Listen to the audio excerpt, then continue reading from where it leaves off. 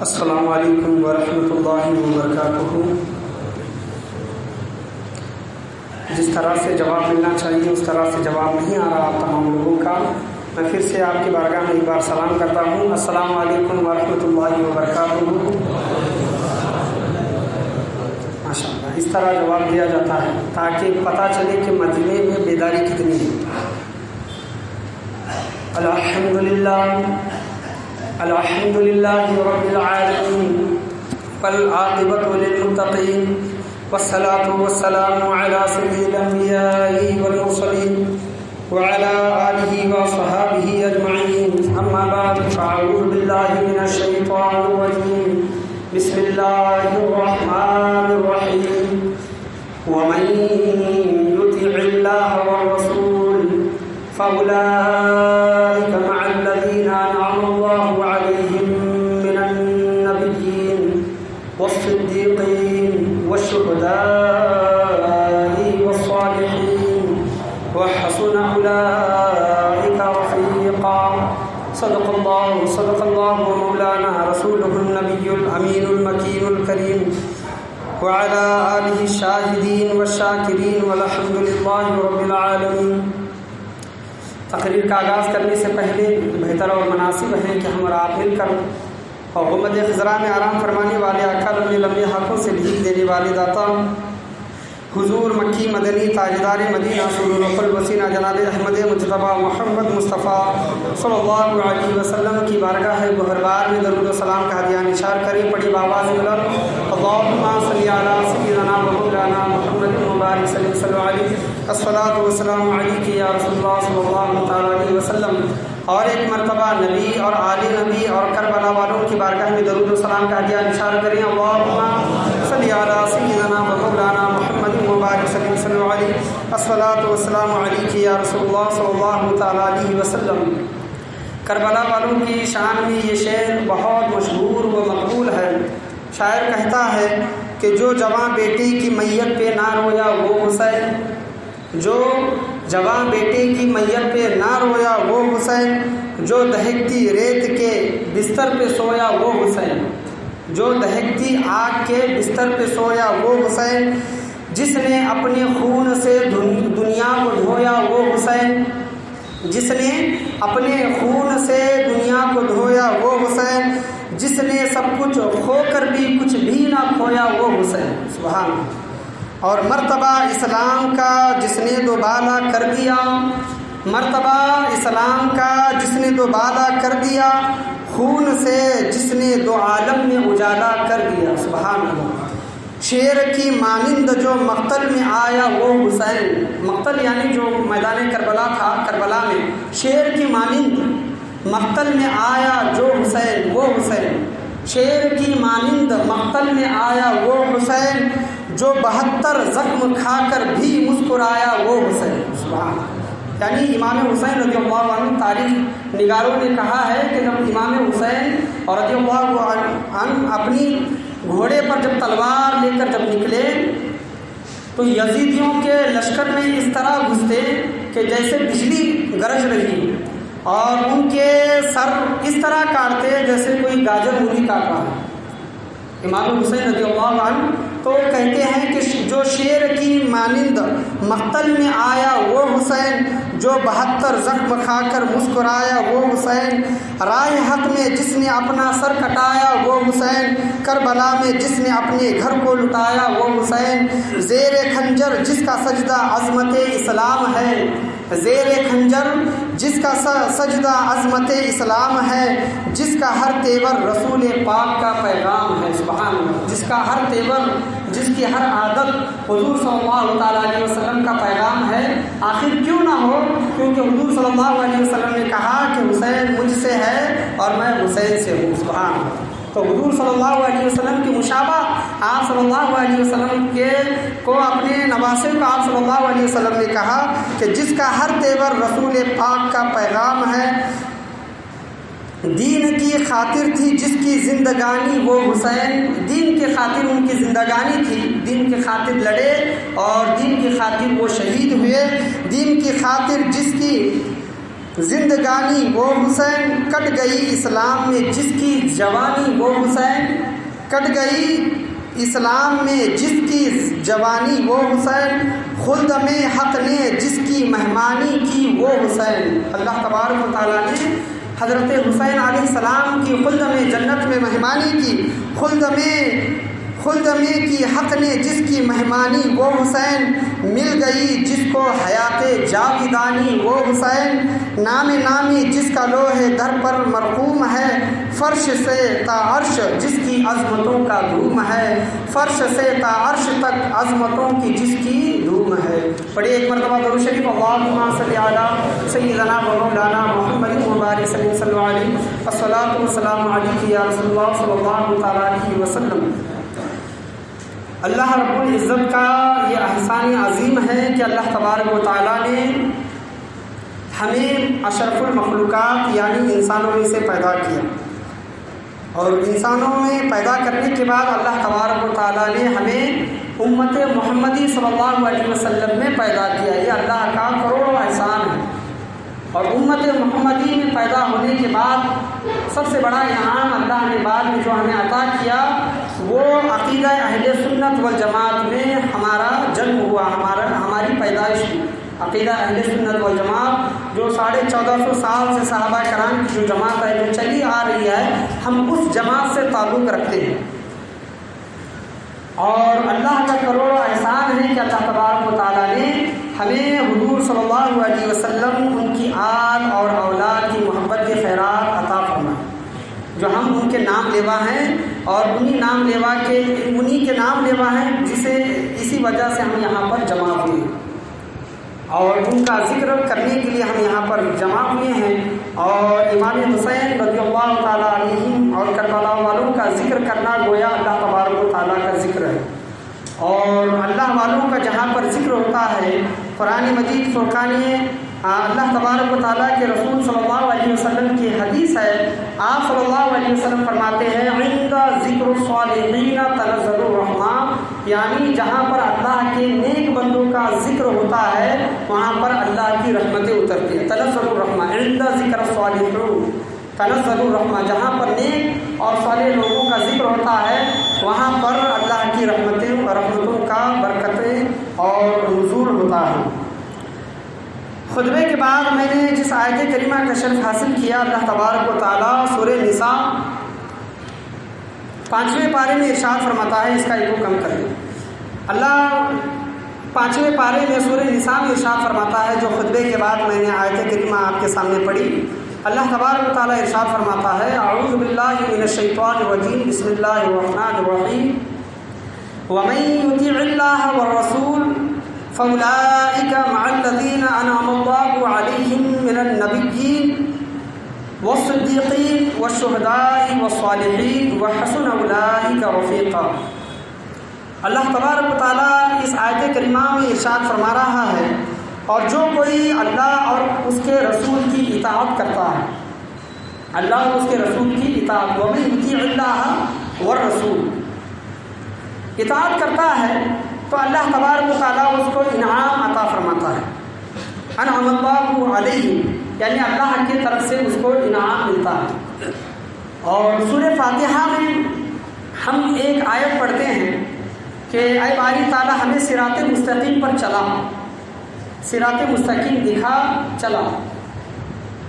آیت یہ ہے صراط الذین اہدنا الصراط المستقیم، ہمیں سیدھے راستے پر چلا، اور آگے ذکر ہوتا ہے صراط الذین انعمت علیہم، یعنی ان لوگوں کے راستے پر چلا جن پر تو نے انعام فرمایا ہے۔ ہم یہ دعا کر رہے ہیں اللہ کی بارگاہ میں، ایک طرح کی یہ دعا ہے۔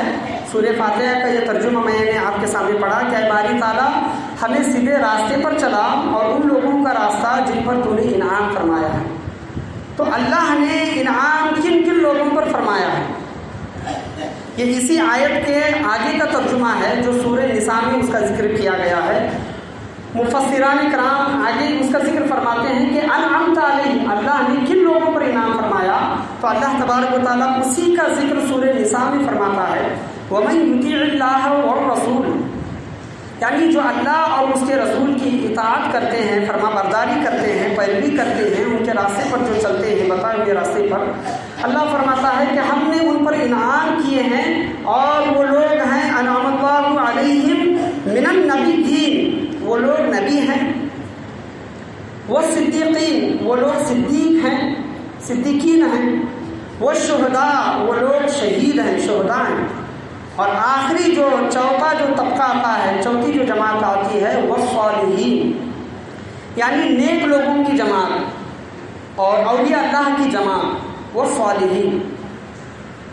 تو 4 جماعتوں کا ذکر اللہ فرماتا ہے کہ نبیین، صدیقین، شہداء اور صالحین۔ اور یہاں پر میں ذکر امام حسین، شہادت امام حسین، فلسفہ شہادت امام حسین اور رضی اللہ تعالیٰ عنہ کی شہادت کا راز کیا تھا، فلسفہ کیا تھا، اس کے پیچھے حکمت کیا تھی، امام حسین رضی اللہ تعالیٰ عنہ کے شہادت کے پیچھے مطلب کیا پس منظر تھا۔ اور بہت سے لوگ کہتے ہیں کہ دنیا میں بہت سے لوگوں کی شہادت ہوئی، یعنی امام حسین اور رضی اللہ تعالیٰ عنہ سے پہلے بھی بہت لوگ شہید ہوئے، جیسے کہ اللہ تبارک و تعالیٰ ذکر فرماتا ہے ان الذین یکفرون بآیات اللہ ویقتلون النبیین بغیر الحق، یعنی اللہ یہ ذکر بنی اسرائیل کے نبیوں کا ذکر فرماتا ہے کہ وہ لوگ بہت برے ہیں جنہوں نے بنی اسرائیل کے نبیوں کو قتل کیا۔ اور تفسیر میں آتا ہے کہ نبیوں ایک دن میں 70 نبی شہید کر دیے جاتے ہیں، بنی اسرائیل میں 70 نبیوں کو ایک دن میں شہید کر دیا جاتا۔ تو بہت سے لوگ یہ سوال کرتے ہیں کہ امام حسین رضی اللہ تعالیٰ عنہ کی شہادت سے پہلے بھی شہادتیں ہوئی ہیں، اور ان کے بعد بھی صحابہ کرام میں شہادتیں ہوئی ہیں، اور تابعین، تابعین اور اولیاء اعظام میں بھی شہادتیں ہوئی ہیں۔ امام حسین اور رضی اللہ تعالیٰ عنہ کی شہادت کو اتنی شہرت کیوں، اتنی شہرت کیسے ملی امام حسین رضی اللہ تعالیٰ عنہ کی شہادت؟ تو اصل میں یہ امام حسین رضی اللہ تعالیٰ عنہ کی شہادت نہیں تھی، بلکہ شہادت رسول صلی اللہ تعالیٰ علیہ وسلم، سیرت رسول، یعنی حضور صلی اللہ تعالیٰ علیہ وسلم کی جو سیرت ہے، سیرتوں میں سے ایک باب شہداء، شہید کا ہے۔ اس وجہ سے امام حسین رضی اللہ تعالیٰ عنہ کی شہادت کو اتنی شہرت و عظمت ملی۔ مثال کے طور پر اگر آپ توجہ دے کر سنیں گے شروع سے لے کر آخر تک، بعد میں جو حضرات آئیں گے ان کو وہ تقریر سمجھ میں نہیں آئیں گے، کیونکہ جو شروع سے جو سن رہا ہے انہیں حضرات کو وہ تقریر سمجھ میں آئیں گے۔ آپ دعا کریں کہ جو تیاری کر کے میں آیا ہوں وہ پورا کے پورا آپ کے سامنے بتانے کی میں کوشش کروں۔ اللہ تبارک و تعالیٰ مجھے بتانے کی بھی توفیق عطا فرمائے اور آپ کو سمجھنے کی بھی توفیق عطا فرمائے۔ پڑھیے ایک مرتبہ درود شریف، اللہم صلی علی سیدنا و مولانا محمد مبارک صلی اللہ علیہ وسلم، الصلاۃ والسلام علیک یا رسول اللہ صلی اللہ تعالیٰ علیہ وسلم۔ تو یہ جو بھی نعمتیں ملتی ہیں، نبوت یہ بھی ایک نعمت ہے، صدیقیت یہ بھی ایک نعمت ہے، شہادت یہ بھی ایک نعمت ہے، اور صالحیت، نیک اعمال کرنا، نیک بننا، یہ بھی اللہ تبارک و تعالیٰ کی طرف سے ایک نعمت ہے۔ اور حضور صلی اللہ تعالیٰ علیہ وسلم، آپ صلی اللہ تعالیٰ علیہ وسلم فرماتے ہیں کہ جب نبیوں کو نبوت ملنی تھی، یعنی اللہ تبارک و تعالیٰ ان کو نبوت عطا کرنے والا تھا، تو عالم ارواح میں، روحوں کی دنیا میں اللہ تبارک و تعالیٰ نے نبیوں سے ایک اقرار، ایک عہد نامہ، حلف نامہ لیا، اور وہ حلف نامہ یہ تھا، سورہ آل عمران میں اللہ تبارک و تعالیٰ نبیوں کے روحوں سے مخاطب ہے۔ اللہ تبارک و تعالیٰ فرما رہا ہے وَإِذْ أَخَذَ اللَّهُ مِيثَاقَ النَّبِيِّينَ لَمَا آتَيْتُكُم مِّن كِتَابٍ وَحِكْمَةٍ ثُمَّ جَاءَكُمْ رَسُولٌ مُصَدِّقٌ لِّمَا مَعَكُمْ لَتُؤْمِنُنَّ بِهِ وَلَتَنصُرُنَّهُ۔ اللہ تبارک و تعالیٰ ارشاد فرماتا ہے، انبیاء کی روحوں سے یہ مخاطب ہے، اللہ تبارک و تعالیٰ ارشاد فرماتا ہے کہ اور جب اللہ نے انبیاء سے پختہ عہد لیا، یعنی انبیاء سے اللہ نے پختہ عہد لیا کہ جب میں تم کو یعنی اے نبیوں جب تم زمین پر جاؤ گے میں تم کو کتاب اور حکمت عطا کروں گا، کتابیں نازل فرماؤں گا، صحیفے نازل فرماؤں گا، حکمتیں کی باتیں تمہیں بتاؤں گا، سمجھاؤں گا جب تم زمین پر اترو گے۔ من کتاب و حکمہ ثم جاءکم رسول مصدق لما معکم، اے لوگوں ایک رسول آنے والے ہیں، تمہارے بعد ایک رسول آنے والے ہیں، اگر وہ رسول تمہارے زمانے میں آئے یا پھر تمہارے لوگوں کے زمانے میں آئے، کیا تم یہ اقرار کرتے ہو کہ قال اللہ تبارک و تعالیٰ ارشاد فرماتا ہے کہ کیا تم اقرار کرتے ہو کہ مصدق لما معکم لتؤمنن به ولتنصرن، یعنی تم ان کی اطاعت کرو گے اور ان کی مدد کرو گے، یعنی وہ رسول آخر الزمان صلی اللہ علیہ وسلم جب دنیا میں جلواگر ہوں گے تو تم ان کی لتؤمنن به یعنی ان کی اطاعت کرنا اور وَلَتَنْصُرُنَّ ان کی مدد کرنا۔ یہ سورہ آل عمران کی میں آیت پڑھ رہا ہوں، تو تمام نبیوں کی روحوں نے اقرار کیا قَالَ أَقْرَرْتُمْ وَأَنَا مَعَكُمْ مِنَ الشَّاهِدِينَ، یعنی اے باری تعالیٰ ہم اقرار کرتے ہیں اور ہم اس چیز کی گواہی دیتے ہیں۔ اللہ تبارک و تعالیٰ نبیوں نے جب اس چیز کی گواہی دی تو اللہ تبارک و تعالیٰ فرماتا ہے کہ میں تمہاری گواہیوں کے اوپر گواہ بنتا ہوں، میں تمہاری گواہیوں کے اوپر گواہ بنتا ہوں۔ بتانے کا حاصل کلام یہ چیز کیوں بیان کی گئی؟ کیونکہ نبوت بھی ایک نعمت ہے، اور یہ نعمت بغیر حضور صلی اللہ تعالیٰ علیہ وسلم پر ایمان لائے، ان کا اقرار کیے، ان کی اطاعت کیے بغیر اور ان کی مدد کرنے کا وعدہ کیے بغیر ان نبیوں کو نبوت نہیں ملی۔ اللہ تبارک و تعالیٰ نے پہلے ان سے وعدہ لیا کہ اے نبیوں کی روحوں تم وعدہ کرتے ہو کہ ہمارا نبی جب آئے گا تم ان کی اطاعت کرو گے اور ان کی پیروی کرو گے اور ان کی مدد کرو گے، تو تمام نبیوں کی روحوں نے اقرار کیا، وعدہ کیا، گواہی دی، اللہ تبارک و تعالیٰ نے ان کو نبوت عطا کی، اللہ نے تمام نبیوں کو نبوت عطا کی۔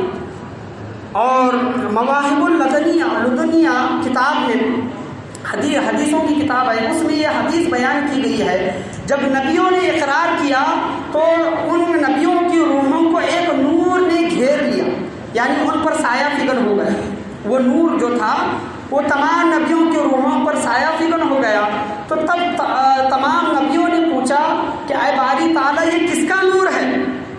یہ جو نور ہمارے اوپر سایہ فگن جو ہوا ہے یہ نور کس کا ہے؟ تو اللہ تبارک و تعالیٰ نے فرمایا یہ وہی نور ہے جس نور کی تم نے شہادت دی ہے، یعنی وہ نبی آخر الزمان کا نور ہے، نبی آخر الزمان کا نور ہے۔ بتانے کا حاصل کلام یہ کہ جب نبیوں کو نبوت بغیر حضور صلی اللہ تعالیٰ علیہ وسلم پر ایمان لائے نہیں ملی، یہ ایک نعمت ہے، تو نبوت جیسی نعمت جب نبیوں کو ایمان لائے بغیر نہیں ملی تو شہادت ہو، صدیقیت ہو یا پھر صالحیت ہو، یہ کیسے بغیر حضور صلی اللہ تعالیٰ علیہ وسلم کے واسطے سے ملتی؟ بغیر واسطے سے کیسے مطلب لوگوں کو شہادت ملتی، صدیقیت ملتی اور صالحیت ملتی؟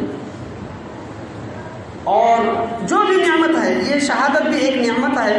حضور صلی اللہ تعالیٰ علیہ وسلم فرماتے ہیں کہ انا قاسم، میں تقسیم کرنے والا ہوں۔ حضور صلی اللہ تعالیٰ علیہ وسلم کا ایک نام قاسم بھی ہے، یعنی تقسیم کرنے والا۔ آپ صلی اللہ تعالیٰ علیہ وسلم فرماتے ہیں، بخاری شریف کی حدیث ہے کہ اللہ تبارک و تعالیٰ مجھے نعمتیں تقسیم کرتا ہے، مجھے نعمتیں عطا کرتا ہے۔ اللہ تبارک و تعالیٰ، بخاری شریف کی حدیث ہے، اللہ مجھے نعمتیں عطا کرتا ہے اور میں کائنات میں وہ نعمتیں تقسیم کرتا ہوں۔ نعمتوں میں نعمت نبوت آئی کہ نہیں آئی؟ آئی۔ نعمتوں میں صدیقیت یہ نعمت آئی کہ نہیں آئی؟ نعمتوں میں شہادت یہ نعمت آئی کہ نہیں آئی؟ اور نعمتوں میں صالحیت یہ نعمت آئی کہ نہیں آئی؟ تو ظاہر سا کلام ہے، ظاہر سی بات ہے کہ یہ تمام نعمتیں حضور صلی اللہ تعالیٰ علیہ وسلم کے پاس آئیں، اور حضور صلی اللہ تعالیٰ علیہ وسلم نبی بھی ہیں، صدیق بھی ہیں اور صالح بھی ہیں، نیک بھی ہیں۔ رہا سوال شہادت کا، رہا سوال شہادت کا۔ امام حسین رضی اللہ تعالیٰ عنہ کی شہادت اصل میں حضور صلی اللہ تعالیٰ علیہ وسلم کی شہادت تھی۔ اس میں ربط کیا ہے، تعلق کیا ہے، کانٹیکٹ کیا ہے، یہی میں آپ کے سامنے بیان کرنے کے لیے کھڑا ہوا ہوں۔ پڑھیے ایک مرتبہ درود شریف، اللہم صلی علی سیدنا و مولانا محمد مبارک صلی اللہ علیہ وسلم، الصلاۃ والسلام علیک یا رسول اللہ صلی اللہ تعالیٰ علیہ وسلم۔ تو جو نعمت تقسیم کر رہا ہے وہ نعمت اس کے پاس بھی ہونا چاہیے۔ مثال کے طور پر اگر حضور صلی اللہ تعالیٰ علیہ وسلم نبوت کی نعمت تقسیم کر رہی ہیں اور حضور صلی اللہ تعالیٰ علیہ وسلم کے ذریعے وہ نعمتیں نبیوں کو مل رہی ہے تو وہ نعمت حضور صلی اللہ تعالیٰ علیہ وسلم کے اندر بھی ہونی چاہیے۔ اگر حضور صلی اللہ تعالیٰ علیہ وسلم محمد صلی اللہ تعالیٰ علیہ وسلم نبی نہیں ہے تو دنیا میں کوئی بھی نبی نہیں ہے، کیونکہ وہ نعمت حضور صلی اللہ تعالیٰ علیہ وسلم کو سب سے پہلے ملی۔ صدیقیت جو نعمت حضور صلی اللہ تعالیٰ علیہ وسلم عطا کر رہی ہیں وہ نعمت حضور صلی اللہ تعالیٰ علیہ وسلم کے اندر بھی ہونی چاہیے۔ اور مکہ والے کہتے ہیں کہ حضور صلی اللہ تعالیٰ علیہ وسلم کے اعلان نبوت سے پہلے ہم آپ کو امین نام سے پکارا کرتے تھے، یعنی حضور صلی اللہ تعالیٰ علیہ وسلم کو امین یعنی سچا، امانت دار۔ حضور صلی اللہ تعالیٰ علیہ وسلم کا ایک نام مکہ والوں میں مشہور تھا کہ آپ امین ہیں، آپ صادق ہیں، آپ سچے ہیں۔ تو صدیقیت بھی حضور صلی اللہ تعالیٰ علیہ وسلم کے اندر تھی، اور صالحیت نیک، آپ کو نیک بھی مطلب سمجھا جاتا تھا، کہا جاتا تھا۔ تو حضور صلی اللہ تعالیٰ علیہ وسلم سارے نعمتوں کا منبع ہے، سرچشمہ ہے، ذریعہ ہے، اور اللہ تبارک و تعالیٰ کے ذریعے آپ صلی اللہ تعالیٰ علیہ وسلم کو تمام نعمتیں ملی، چاہے وہ نبوت ہو، صدیقیت ہو، شہادت ہو یا پھر صالحیت ہو۔ لیکن شہادت پر ہم سیرت کے باب میں حضور صلی اللہ تعالیٰ علیہ وسلم کی سیرت میں جب شہادت پر نظر ڈالتے ہیں تو حضور صلی اللہ تعالیٰ علیہ وسلم کی ظاہراً ہمیں شہادت دکھائی نہیں دیتی، حضور کی ظاہراً شہادت نظر نہیں آتی، کیونکہ حضور صلی اللہ تعالیٰ علیہ وسلم وصال فرمائے، وفات فرمائے ہیں، اور آپ بیمار تھے، علیل تھے، اور اسی مطلب بیماری کے حالت میں بیمار جب پڑے تھے، علیل ہوئے تھے، حضور صلی اللہ تعالیٰ علیہ وسلم استغفر اللہ من کل ذنب واتوب الیہ، حضور صلی اللہ تعالیٰ علیہ وسلم جب بیمار ہوئے تھے تب آپ صلی اللہ تعالیٰ علیہ وسلم اسی حالت میں ظاہر دنیا سے وصال فرما گئے۔ تو شہادت تو حضور صلی اللہ تعالیٰ علیہ وسلم کے اندر ظاہراً دکھائی نہیں دیتی، تو اس کے اندر ربط کیا ہے؟ اور یہ نعمت ہے، شہادت ایک نعمت ہے، جس طرح نبوت حضور کے اندر ہے، صدیقیت حضور کے اندر ہے، صالحیت حضور کے اندر ہے، تو شہادت بھی حضور صلی اللہ تعالیٰ علیہ وسلم کے اندر ہونی چاہیے۔ اگر یہ نعمت حضور صلی اللہ تعالیٰ علیہ وسلم کے اندر نہیں ہے تو دنیا میں کوئی بھی شہید نہیں ہے، کیونکہ جو نعمت حضور صلی اللہ تعالیٰ علیہ وسلم کے پاس ہے، حضور فرما رہے ہیں کہ نعمتوں کا تقسیم کرنے والا میں ہوں، عطا کرنے والا اللہ ہے، ان نعمتوں کو تقسیم کرنے والا میں ہوں۔ جب تمام نعمتیں حضور صلی اللہ تعالیٰ علیہ وسلم کے اندر پائی جاتی ہے تو شہادت سے حضور صلی اللہ علیہ وسلم کیسے محروم ہیں، کیسے محروم رہ سکتے ہیں؟ اور علماء کرام فرماتے ہیں، جو بھی میں نے تقریر اسٹڈی کی ہے اور علماء کرام سے جو بھی سن کر میں نے تقریر بنائی ہے آپ کے سامنے پیش کر رہا ہوں، اللہ تبارک و تعالیٰ میرے بولنے میں اگر کسی بھی قسم کی غلطی، کمی، بیشی، کوتاہی، خامی ہوتی ہوگی، ہوئی ہوگی یا پھر ہونے والی ہوگی، گستاخی وغیرہ، تو اللہ تبارک و تعالیٰ پہلے سے اسے معاف عطا فرمائے، اور آپ کے سننے میں بھی اگر غلطی وغیرہ ہوتی ہوگی تو اسے بھی اللہ تبارک و تعالیٰ معاف عطا فرمائے۔ علماء کرام فرماتے ہیں کہ حضور صلی اللہ تعالیٰ علیہ وسلم کی شہادت ہونی چاہیے، اور آپ کو شہید بھی نہیں کیا جا سکتا، یعنی حضور کو شہید بھی نہیں کیا جا سکتا، اور شہادت جیسی نعمت حضور صلی اللہ تعالیٰ علیہ وسلم کے اندر ہونی بھی چاہیے۔ یہ دونوں چیزیں کیسے ہوں گی؟ اور حضور کو شہید کیوں نہیں کیا جا سکتا؟ کیونکہ اللہ کا وعدہ ہے، اللہ کا فرمان ہے، اللہ تبارک و تعالیٰ سورہ مائدہ میں فرماتا ہے وَاللَّهُ يَعْصِمُكَ مِنَ النَّاسِ، اے میرے محبوب صلی اللہ تعالیٰ علیہ وسلم، یہ جو لوگ ہیں آپ کے مخالف لوگ ہیں، آپ کے جو دشمن ہیں، آپ کو آپ کی جان کو کبھی بھی نقصان نہیں پہنچائیں گے۔ واللہ یعصمک من الناس، یعنی بھی کوئی بھی انسان آئے محبوب آپ کی جان کو نقصان نہیں پہنچائے گا۔ تو اللہ کا وعدہ ہے، قرآن میں اللہ کا وعدہ ہے کہ حضور صلی اللہ تعالیٰ علیہ وسلم کی جان کو کوئی بھی نقصان نہیں پہنچائے۔ اگر کوئی نقصان پہنچاتا، حضور کو شہید کرتا، تو یہ مطلب ایک طرح کی افواہ ہو جاتی، فتنہ ہو جاتا کہ یہ دیکھو نبی آخر الزماں ہیں اور ہم نے ان کو شہید کر دیا، معاذ اللہ، ظاہراً ان کو شہید کر دیا اور ان کے پروردگار نے ان کی حفاظت نہیں کی۔ تو اللہ نے یہ ذمہ لیا تھا حضور صلی اللہ علیہ وسلم کی جان کا، جس طرح اللہ نے ذمہ لیا ہے قیامت و قرآن کا۔ اللہ فرماتا ہے انا نحن نزلنا الذکر وانا لہ لحافظون، ہم نے قرآن کو اتارا ہے اور ہم ہی قرآن کی حفاظت کرنے والے ہیں۔ قرآن کو ہم اتارنے والے ہیں اور ہم ہی اس کی حفاظت کرنے والے ہیں۔ توریت کے بارے میں، زبور کے بارے میں، انجیل کے بارے میں اللہ کا ایسا کوئی وعدہ نہیں تھا، اسی وجہ سے توریت میں رد و بدل کیا گیا، زبور میں رد و بدل کیا گیا، انجیل میں رد و بدل کیا گیا۔ یہ 1450 سال گزر چکے قرآن کریم فرقان حمید کو اترے ہوئے، نہ اس میں زیر زبر ایک حرف کی بھی تبدیلی نہیں ہے۔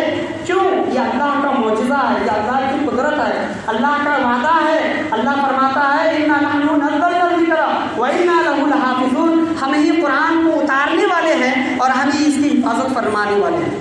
تو اسی طرح کا ایک وعدہ حضور صلی اللہ تعالیٰ علیہ وسلم سے اللہ کا یہ تھا کہ واللہ یعصمک من الناس، اے محبوب آپ کو کوئی قتل نہیں کر سکتا، آپ کی جان کی حفاظت ہمارے اوپر ہے۔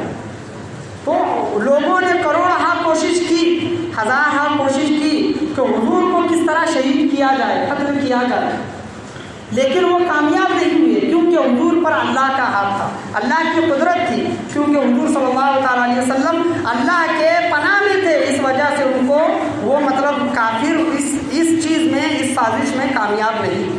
تو اللہ کا یہ وعدہ ہے کہ واللہ یعصمک من الناس، آپ کو کوئی انسان تکلیف یا پھر قتل یا پھر نقصان نہیں پہنچا سکتا۔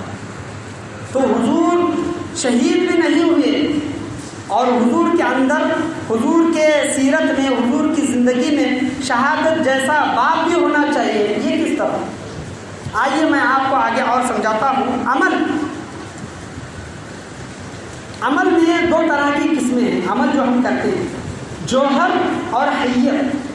جوہر اور حیت، مثال کے طور پر نماز ایک جوہر ہے، نماز ایک جوہر ہے۔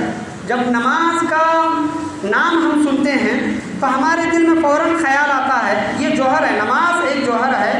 نماز کا نام سنتے ہی فوراً ہمارے دماغ میں خیال آتا ہے کہ عبادت، اللہ کا ذکر۔ نماز کا ہم جب نام سنتے ہیں تو اللہ کی عبادت، اللہ کا ذکر۔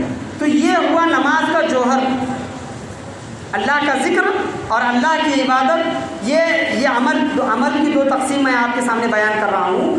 تو نماز کا جب ہم نام سنتے ہیں تو اللہ کا ذکر اور اللہ کی عبادت یہ ہمارے ذہنوں میں خیال آتا ہے، اس خیال کو جوہر کہتے ہیں۔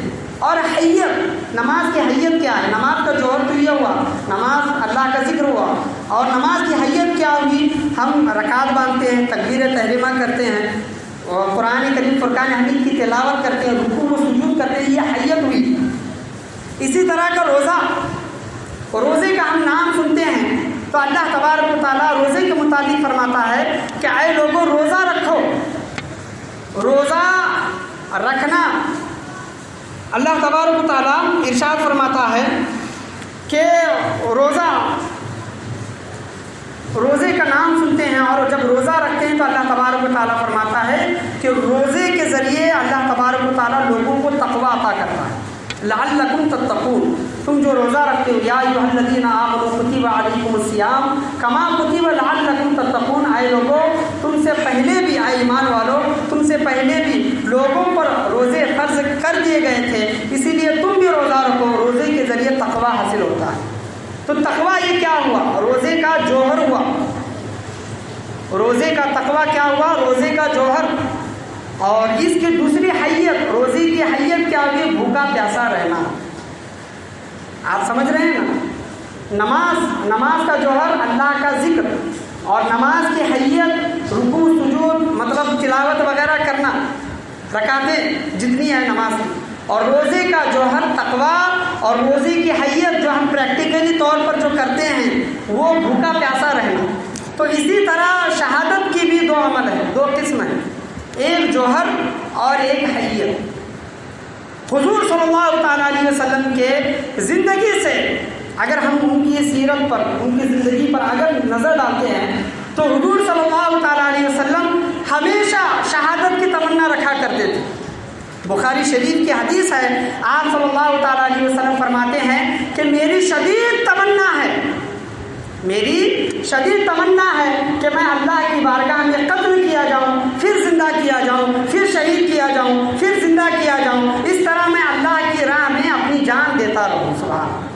تو یہ جوہر، ایک تمنا، ایک آرزو کرنا، حضور صلی اللہ تعالیٰ علیہ وسلم کی زندگی کے اندر یہ جوہر تو دکھتا تھا سیرت کے اندر کہ حضور صلی اللہ علیہ وسلم ہمیشہ یہ آرزو کرتے تھے کہ میں اللہ کی راہ میں قتل کیا جاؤں، پھر زندہ کیا جاؤں، پھر قتل کیا جاؤں، پھر شہید کیا جاؤں، پھر زندہ کیا جاؤں۔ یہ جوہر تو اللہ کے رسول صلی اللہ تعالیٰ علیہ وسلم کی زندگی میں دکھائی دیتا ہے۔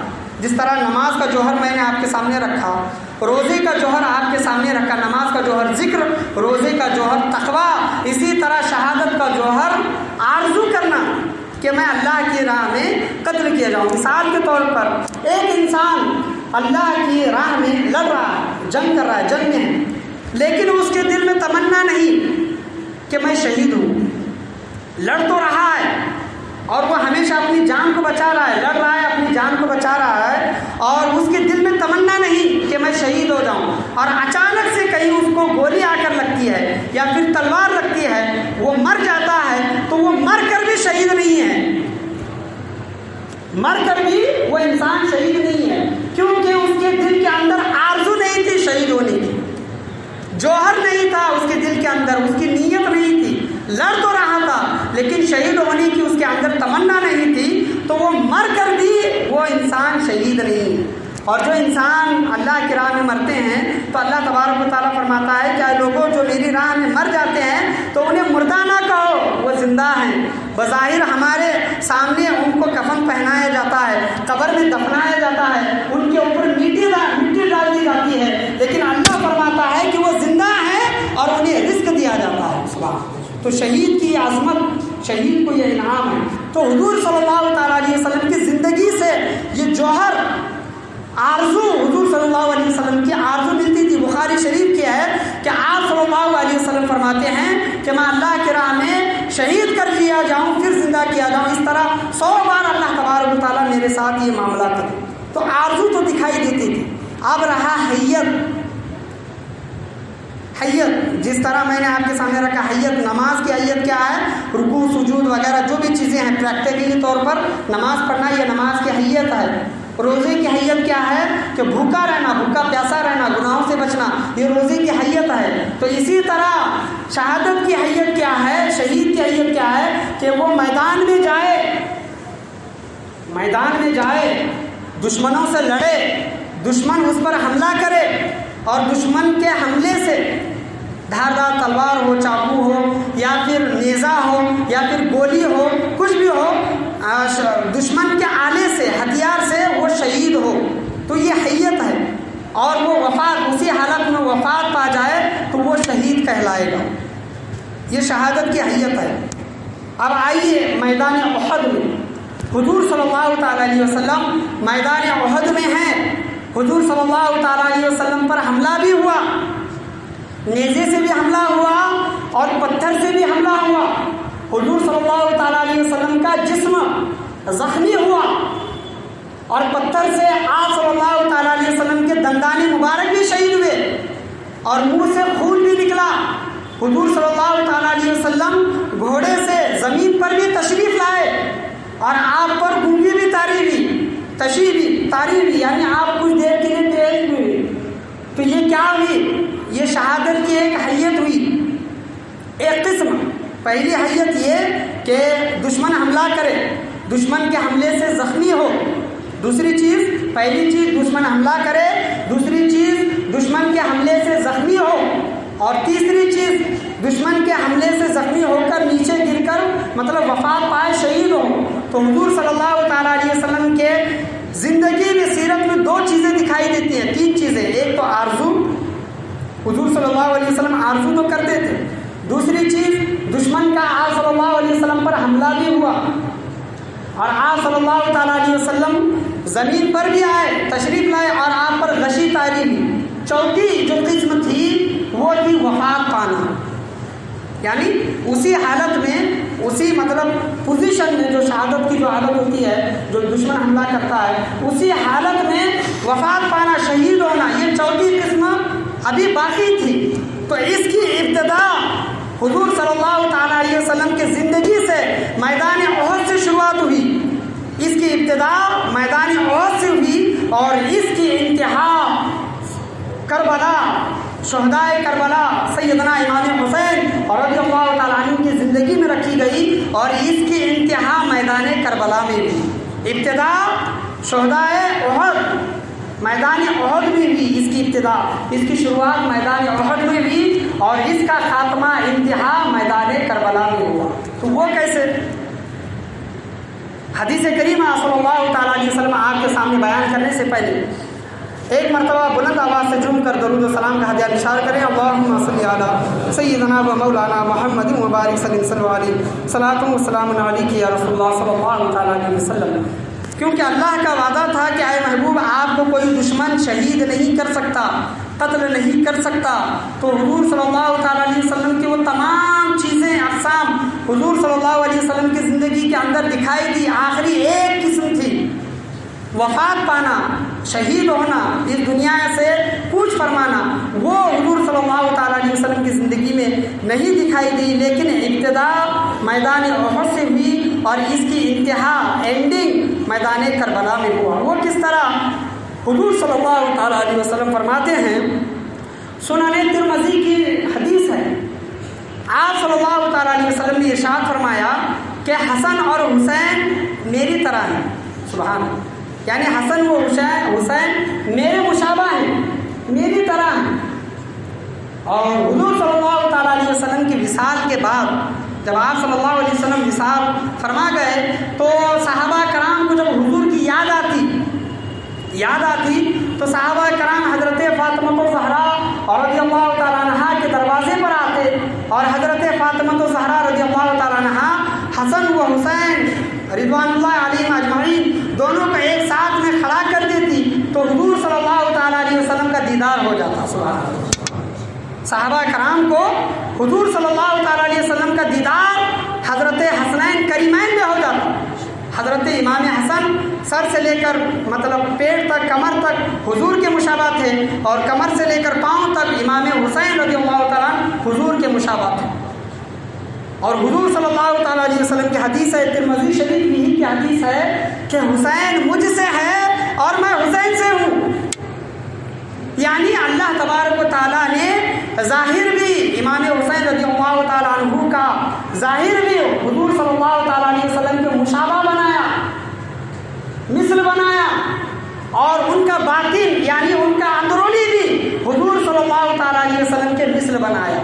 کیونکہ آپ صلی اللہ تعالیٰ علیہ وسلم فرماتے ہیں کہ جس نے حسین سے محبت کی اس نے مجھ سے محبت کی، جس نے حسین کو ناراض کیا اس نے مجھ کو ناراض کیا، جس نے حسین سے جنگ کی اس نے مجھ سے جنگ کی۔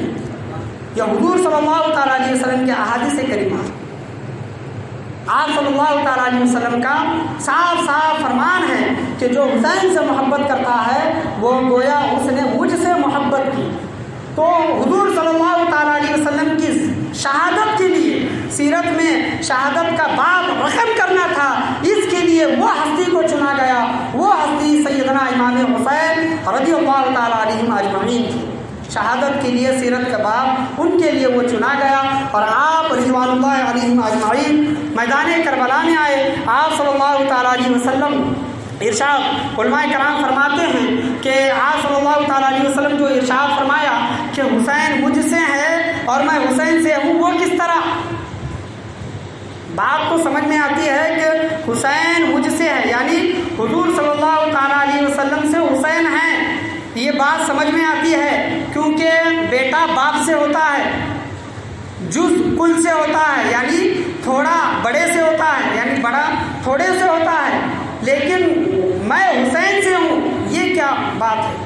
یہ سمجھ میں نہیں آتی بات۔ تو جب امام حسین رضوان اللہ علیہم اجمعین جب شہید نہیں ہوئے تھے، تب وہ فرمان حضور صلی اللہ تعالیٰ علیہ وسلم کا، میں حسین مجھ سے ہے، حضور صلی اللہ تعالیٰ علیہ وسلم فرماتے ہیں۔ اور جب امام حسین رضوان اللہ علیہم اجمعین اور رضی اللہ علیہم اجمعین جب شہادت دی، اپنے گھر والوں کی قربانی دی، آپ صلی اللہ تعالیٰ علیہ وسلم کا وہ فرمان سچ ثابت ہوا کہ حسین سے حضور صلی اللہ تعالیٰ علیہ وسلم۔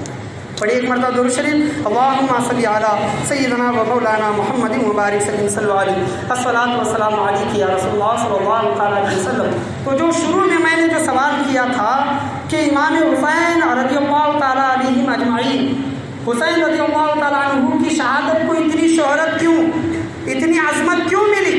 کیونکہ وہ اصل میں امام حسین رضی اللہ تعالیٰ عنہ کی شہادت نہیں تھی، بلکہ شہادت مصطفیٰ کی سیرت کا ایک باب تھا، ایک ٹاپک تھا۔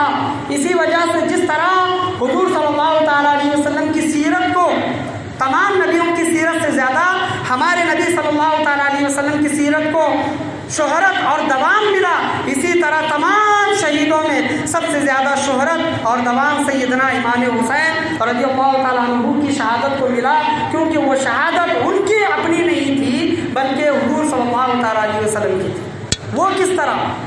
حضرت ام سلمہ رضی اللہ تعالیٰ عنہا فرماتی ہیں کہ جب حضور صلی اللہ تعالیٰ علیہ وسلم، جب امام حسین رضی اللہ تعالیٰ عنہ پیدا ہوئے تو حضرت جبرائیل علیہ السلام کربلا سے مٹی، میدان کی مٹی لے کر آئے اور حضور صلی اللہ تعالیٰ علیہ وسلم سے کہا کہ یا رسول اللہ صلی اللہ تعالیٰ علیہ وسلم، طبرانی شریف کی حدیث ہے کہ آنے والے سالوں میں آپ کے امت کے کچھ لوگ آپ کے گھر والوں کو، آپ کے نواسی کو قتل کریں گے، شہید کریں گے، تو یہ کربلا کی مٹی ہے یا رسول اللہ صلی اللہ تعالیٰ علیہ وسلم، تو آپ یہ کربلا کی مٹی رکھیں، جب یہ مٹی لال ہو جائے، خون میں تبدیل ہو جائے، تب آپ سمجھ جائے کہ آپ کا نواسہ شہید کر دیا گیا۔ وہ کربلا کی مٹی حضرت ماں ام سلمہ رضی اللہ تعالیٰ عنہا کو حضور صلی اللہ علیہ وسلم نے دی۔ کن کو دی؟ حضور صلی اللہ علیہ وسلم کی 11 بیویاں تھیں، لیکن 11 بیویوں میں سے آپ صلی اللہ تعالیٰ علیہ وسلم نے وہ مٹی کی شیشی حضرت ام سلمہ کو دی۔ کیوں؟ کیونکہ حضور صلی اللہ تعالیٰ علیہ وسلم کو پتا تھا جب میرا نواسہ کربلا میں شہید ہوگا، میری بیویوں میں سے صرف ایک بیوی باقی ہوگی، اس کا نام ہے حضرت ام سلمہ۔ لوگ آج کہتے ہیں کہ حضور کو علم غیب نہیں تھا، ہم اس کا انکار نہیں کرتے، مطلب حضور صلی اللہ تعالیٰ علیہ وسلم کو علم غیب تھا، اسی وجہ سے حضور صلی اللہ علیہ وسلم جانتے تھے کہ میری تمام بیویوں میں سے زندہ حضرت ام سلمہ رہے گی، اسی وجہ سے وہ شیشی حضور صلی اللہ تعالیٰ علیہ وسلم نے حضرت ام سلمہ کو دی۔ تو اس بات پر آپ کیا کہتے ہیں؟ لوگ کیا کہتے ہیں؟ کہیں گے لوگوں سے جب سوال اس مطابق کیا جائے گا تو کیا کہیں گے وہ لوگ؟ کیا حضور صلی اللہ علیہ وسلم کو علم غیب نہیں تھا؟ حضور صلی اللہ علیہ وسلم جب امام حسین رضی اللہ تعالیٰ عنہ کی پیدائش ہوئی اور ان کی شہادت کی خبر جب پھیلی، شہرت ہوئی، تب حضور صلی اللہ علیہ وسلم کی اور بھی بیویاں زندہ تھیں، لیکن ان تمام بیویوں میں سے حضور صلی اللہ علیہ وسلم نے انتخاب صرف حضرت ام سلمہ کا کیا، کیونکہ حضور صلی اللہ علیہ وسلم جانتے ہیں کہ یہ میری زوجہ جو ہے وہ زندہ رہی۔ تو یہ کیا ہے؟ یہ غیب کی خبر ہے جو اللہ حضور کو عطا کرتا ہے، اور وہ حضور لوگوں کو بتاتے ہیں۔ نبی کا معنی ہی ہے، نبی کا اگر ڈکشنری معنی دیکھیں گے غیب کی باتیں بتانے والا، اور یہ لوگ کہتے ہیں کہ حضور کو معاذ اللہ غیب کی خبر نہیں تھی۔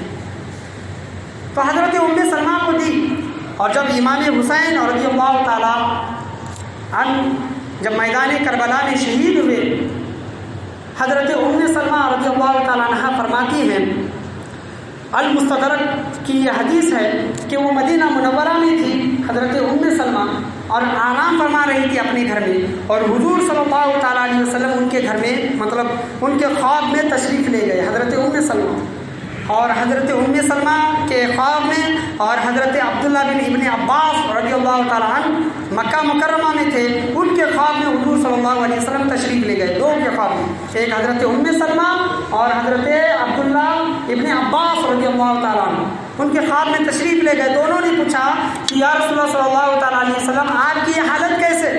یعنی حضور صلی اللہ تعالیٰ علیہ وسلم جس حالت میں حضرت ماں ام سلمہ حضرت عبداللہ ابن عباس کے خواب میں تشریف لے گئے تھے، حضور صلی اللہ علیہ وسلم کے بال بکھرے ہوئے تھے، حضور صلی اللہ علیہ وسلم کے بال بکھرے ہوئے تھے، زلفوں پر مٹی تھی، حضور صلی اللہ تعالیٰ علیہ وسلم رو رہے تھے، غم زدہ تھے۔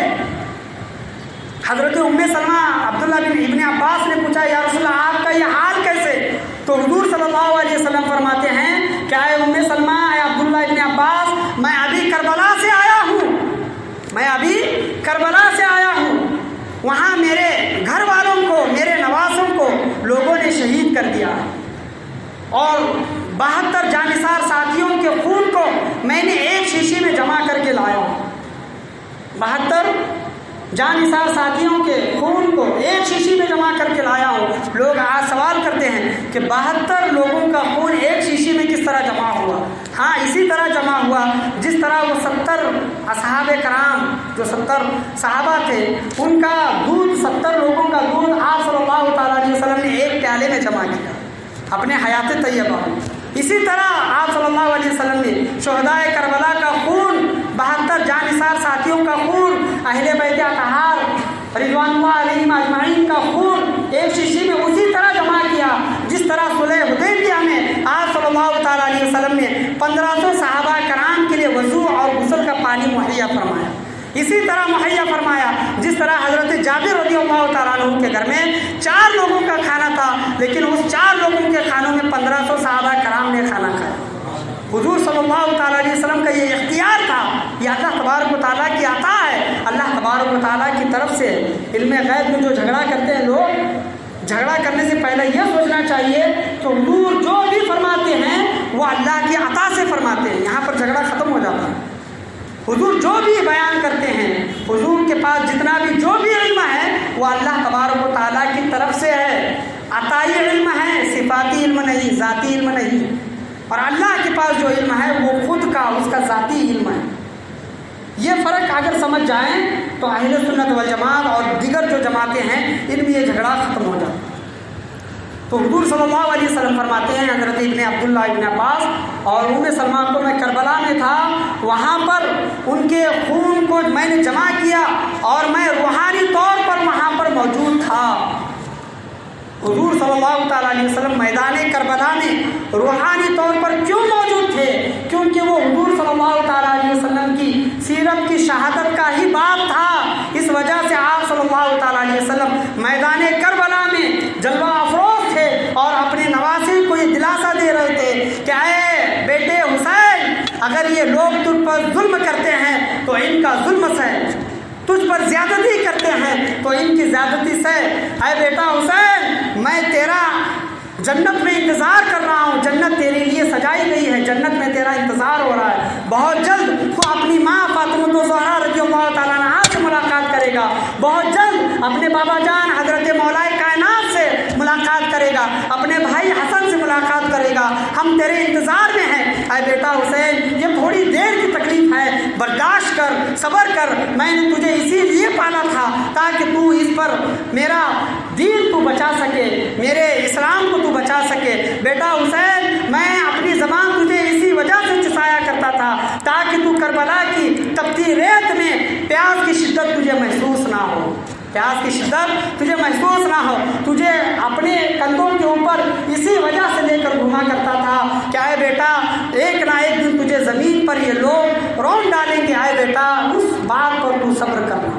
تو امام حسین رضی اللہ تعالیٰ عنہ کی شہادت، وہاں پر حضور صلی اللہ تعالیٰ علیہ وسلم کا روحانی طور پر امام حسین رضی اللہ تعالیٰ عنہ کا ساتھ دینا، کربلا والوں کے خون کا جمع کرنا، جس طرح طبرانی مستدرک حدیث میں آپ صلی اللہ تعالیٰ علیہ وسلم کے الفاظ ہیں، راوی عبداللہ ابن عباس ہیں، راویہ ام سلمہ رضی اللہ عنہا ہیں، یہ بیان کرتی ہیں کہ حضور صلی اللہ تعالیٰ علیہ وسلم ظاہری طور پر، روحانی طور پر حضور صلی اللہ تعالیٰ علیہ وسلم میدان کربلا میں تھے اور آپ غمزدہ تھے، آپ رو رہے تھے۔ کربلا والوں کا وہ حال دیکھ کر آپ صلی اللہ تعالیٰ علیہ وسلم کے آنکھوں سے آنسو جاری ہو رہے تھے۔ تو میں بتانے کا حاصل کلام یہ ہے کہ جس طرح حضور صلی اللہ تعالیٰ علیہ وسلم کی سیرت کو تمام نبیوں کی سیرتوں میں حضرت آدم علیہ السلام سے لے کر حضرت عیسیٰ علیہ السلام تک جتنے بھی انبیاء، پیغمبر، رسولان اعظام اور نبی تشریف لائے، سب سے زیادہ شہرت سیرت کی اگر کسی کو ملی ہے تو حضور صلی اللہ تعالیٰ علیہ وسلم کی سیرت کو ملی ہے۔ دوام جو ملا ہے وہ حضور صلی اللہ تعالیٰ علیہ وسلم کی سیرت کو ملا ہے۔ اسی طرح سیدنا امام حسین رضی اللہ تعالیٰ عنہ کی شہادت کو جو دوام ملا ہے اور شہرت جو ملی ہے، تو یہ وہ شہادت ان کی نہیں تھی بلکہ حضور صلی اللہ تعالیٰ علیہ وسلم کی شہادت تھی۔ اسی وجہ سے زمانہ ان کی شہادت کو یاد کرتا ہے، ان کی شہادت کو یاد رکھتا ہے اور ان کا ذکر کرتا ہے، اور تا قیامت تک ان کا ذکر ہوتا رہے گا، ان کی یاد مناتی جاتی رہے گی، کیونکہ وہ ان کی شہادت نہیں تھی بلکہ اصل میں حضور صلی اللہ تعالیٰ علیہ وسلم کی سیرت کا باب تھا۔ حضور صلی اللہ تعالیٰ علیہ وسلم کو شہید بھی نہیں کیا جا سکتا کیونکہ اللہ کا وعدہ تھا واللہ یعصمک من الناس، اور شہادت جیسی نعمت حضور صلی اللہ تعالیٰ علیہ وسلم سے محروم بھی نہیں ہو سکتی تھی۔ اللہ تبارک و تعالیٰ نے شہادت کے جتنے بھی جوہر اور حیت، جتنے بھی رکن تھے وہ میدان احد میں پورے ہوئے، اور اس کا جو انتہا تھی، آخر جو اینڈنگ تھی، وہ انتہا ابتدا میدان احد میں ہوئی اور اس کی انتہا میدان کربلا میں ہوئی، جو کہ حضور صلی اللہ تعالیٰ علیہ وسلم اپنے نواسے حضرت سیدنا امام حسین رضی اللہ تعالیٰ عنہ کے نام سے ان کو منتخب کیا، اللہ نے ان کو چنا، اللہ نے حضرت امام حسین رضی اللہ تعالیٰ عنہ کو چنا اس کے لیے۔ تو یہ عظیم نعمت ہے اللہ تبارک و تعالیٰ اسی وجہ سے فرماتا ہے وَمَن يُطِعِ اللَّهَ وَالرَّسُولَ فَأُولَٰئِكَ مَعَ الَّذِينَ أَنْعَمَ اللَّهُ عَلَيْهِمْ مِنَ النَّبِيِّينَ وَالصِّدِّيقِينَ وَالشُّهَدَاءِ وَالصَّالِحِينَ۔ جو لوگ اللہ اور اس کے رسول کی اطاعت کرتے ہیں تو اللہ تبارک و تعالیٰ ان کو مطلب ایسا انعام فرماتا ہے جو انعام اللہ نے نبیوں پر فرمایا، جو انعام اللہ نے صدیقوں پر فرمایا، جو انعام اللہ نے شہیدوں پر فرمایا، جو انعام اللہ نے صالحین پر فرمایا۔ تو میدان کربلا آج ہی کے روز یوم عاشوراء 10 محرم الحرام جمعہ کا وقت تھا، حضرت امام حسین رضی اللہ علیہم اجمعین نماز کے لیے جب سجدے میں گئے، شمر لعین نے ان کو شہید کیا۔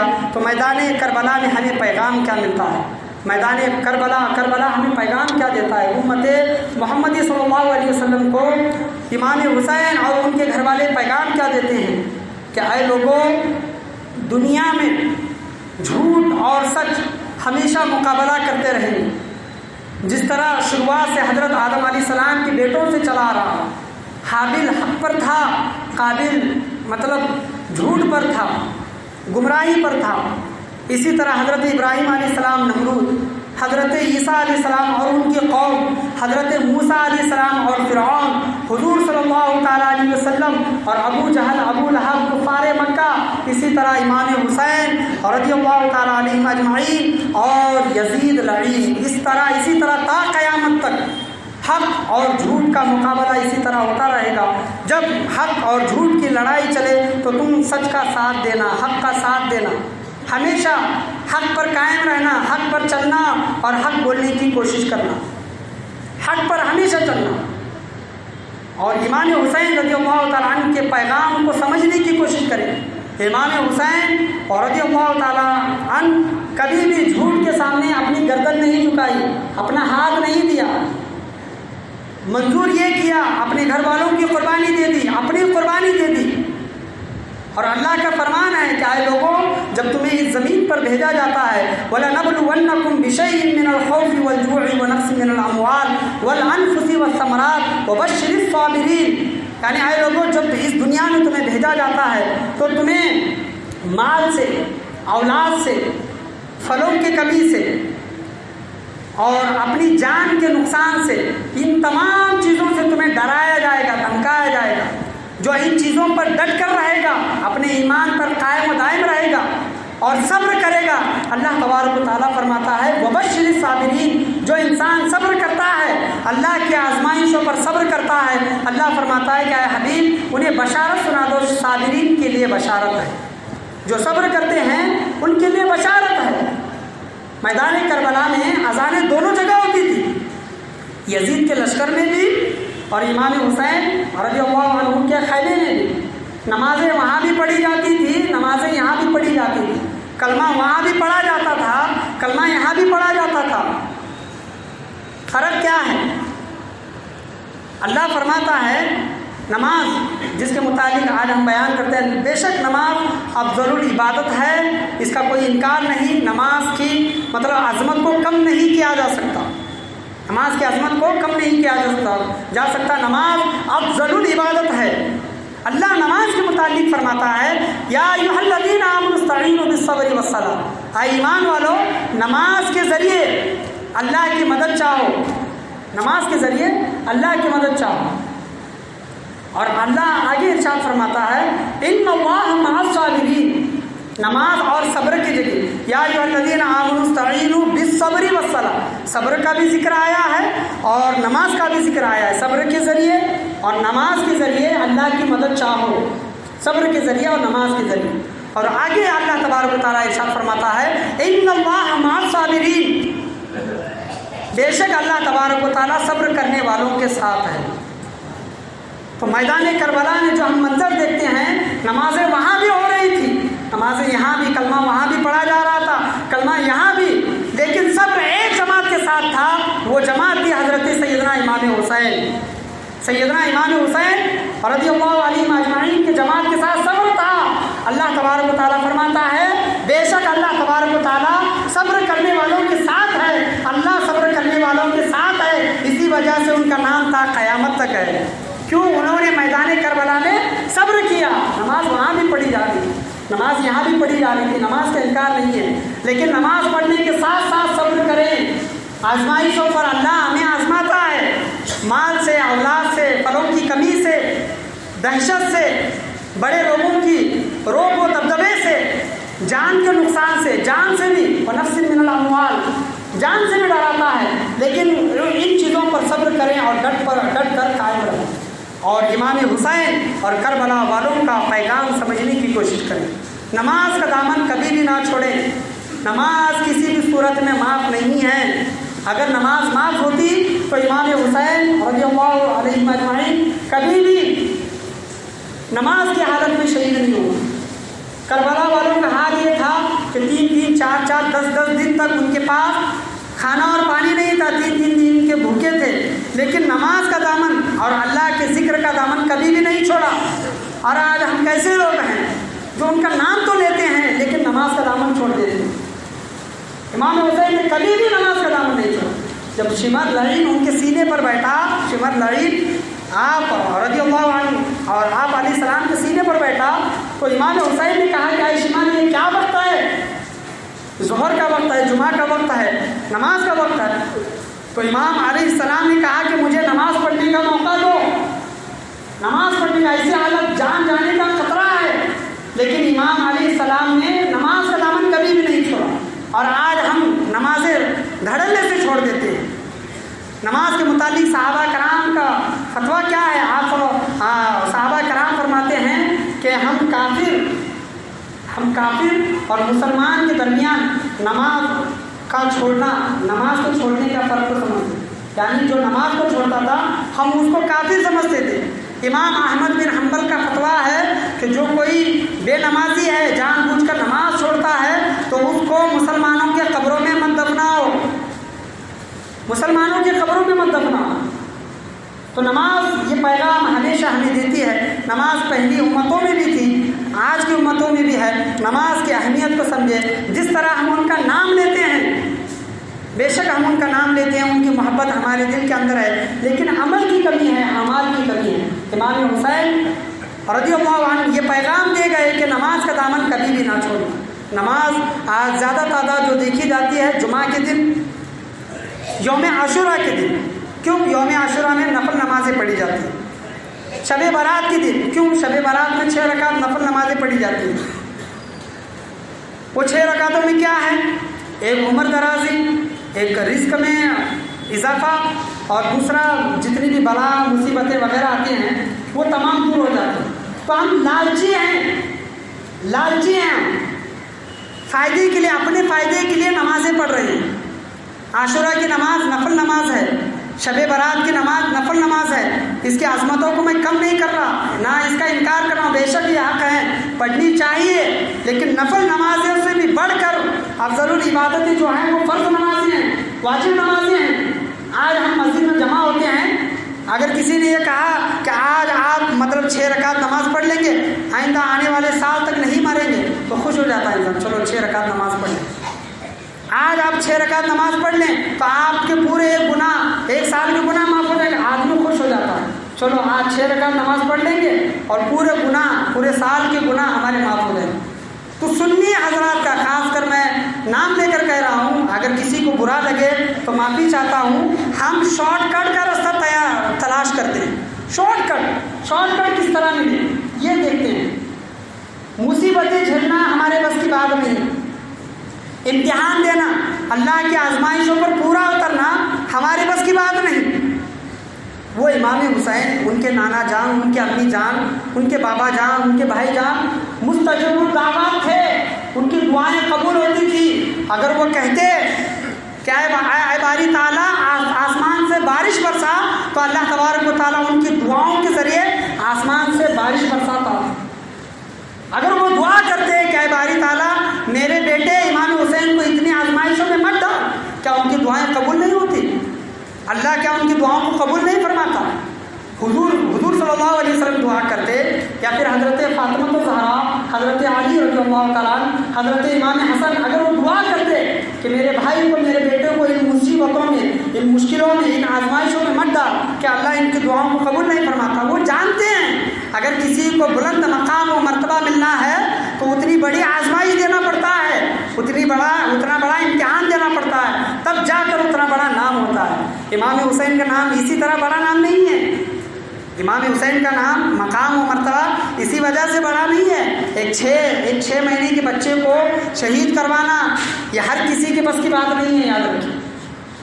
امام علی اکبر 18 سال کے جو ان کے لڑکے تھے، ان کی شہادت کو دیکھنا، اپنے جواں بیٹے کی مطلب لاش کو دیکھنا، یہ معمولی بات نہیں ہے، یاد رکھیے۔ یہ ہر سال بیان کرتا ہوں، یہ رونگٹے کھڑا کر دینے والا جملہ ہے کہ امام حسین 56 سال کے جواں انسان مرد تھے، اور ان کے پورے سر کا جتنے بھی بال تھے وہ پورے کے پورے کالے تھے، سیاہ تھے، امام حسین رضی اللہ تعالیٰ عنہ۔ اور جب بیٹا علی اکبر، جو ہو بہو حضور صلی اللہ علیہ وسلم کی مشابہت تھے، حضور صلی اللہ علیہ وسلم کی طرح دکھتے تھے، بیٹا علی اکبر 18 سال کے لڑکے جو میدان کربلا میں گئے، شہید ہوئے، اور امام علی مقام امام حسین نے، مولا حسین نے جب ان کا لاشا اٹھا کر جب اپنے خیمے میں لایا تو حضرت سکینہ رضی اللہ تعالیٰ عنہا کہتی ہیں کہ بابا جان بوڑھے ہو گئے، یعنی امام حسین کو ایسا صدمہ پہنچا جمع بیٹی کی میت کا، روئے نہیں، اللہ کی بارگاہ میں شکوہ نہیں کیا، اللہ کی بارگاہ میں شکایت نہیں کی کہ اے باری تعالیٰ نے میرے ساتھ کیا معاملہ کیا ہے، کبھی بھی شکوہ نہیں کیا، اللہ کی بارگاہ میں کبھی بھی ناراضگی کا اظہار نہیں کیا، بلکہ وہ امام مولا حسین کا یہی کہنا تھا کہ اے باری تعالیٰ تو اس میں خوش ہے تو میں بھی خوش ہوں، تو اس میں راضی ہے تو میں بھی راضی ہوں۔ تو جب علی اکبر کا جب لاشا اٹھا کر لے کر آئے تو جاتے وقت تو پورے بال آپ کے سفید کالے تھے، اور جب بیٹے کی لاش کو جب اٹھا کر لاتے ہیں تب آپ کو ایسا صدمہ پہنچا کہ سر کے پورے بال سفید ہو گئے۔ تاریخ نگاروں نے لکھا ہے بڑا انعام ملنا ہے تو اسی طرح سے ملے گا ہمیں، نمازوں کو چھوڑ کر۔ وَمَن يُطِعِ اللَّهَ وَالرَّسُولَ، اللہ فرماتا ہے کہ جو اللہ اور اس کے رسول کی اطاعت کرے گا تو وہ انعام پائے گا۔ انعام کیسا؟ جو نبیوں کو ملا، جو صدیق کو ملا، جو شہداء کو ملا، جو صالحین کو ملا، ان لوگوں کو انعام اسی طرح ملا ہے۔ نبیوں نے ایک دن میں 70 نبی شہید ہوئے ہیں۔ عیسیٰ علیہ السلام پر پہاڑوں کا ظلم و ستم توڑا گیا۔ حضرت ایوب علیہ السلام کئی سال بیماری میں مبتلا تھے، حضرت ایوب علیہ السلام صبر کا جن کا نام لیا جاتا ہے، 12 سال بیماری میں مبتلا رہے۔ آپ کا پورا بدن، حضرت ایوب علیہ السلام کا پورا بدن بیماری سے مطلب مطلب جس طرح سڑ گل جاتا ہے انسانوں کا، اس طرح مطلب آپ کا بدن زخمی ہو گیا، اور اس زخم سے حضرت ایوب علیہ السلام کے زخم سے کیڑے نکلتے تھے، کیڑے زخم سے جسم سے کیڑے نکلتے، اور جب وہ کیڑے باہر جاتے اللہ نے حضرت ایوب علیہ السلام کے دل میں ان کیڑوں کے لیے ایسی محبت رکھی تھی جیسا کوئی باپ اپنے بیٹے سے محبت کرتا ہے۔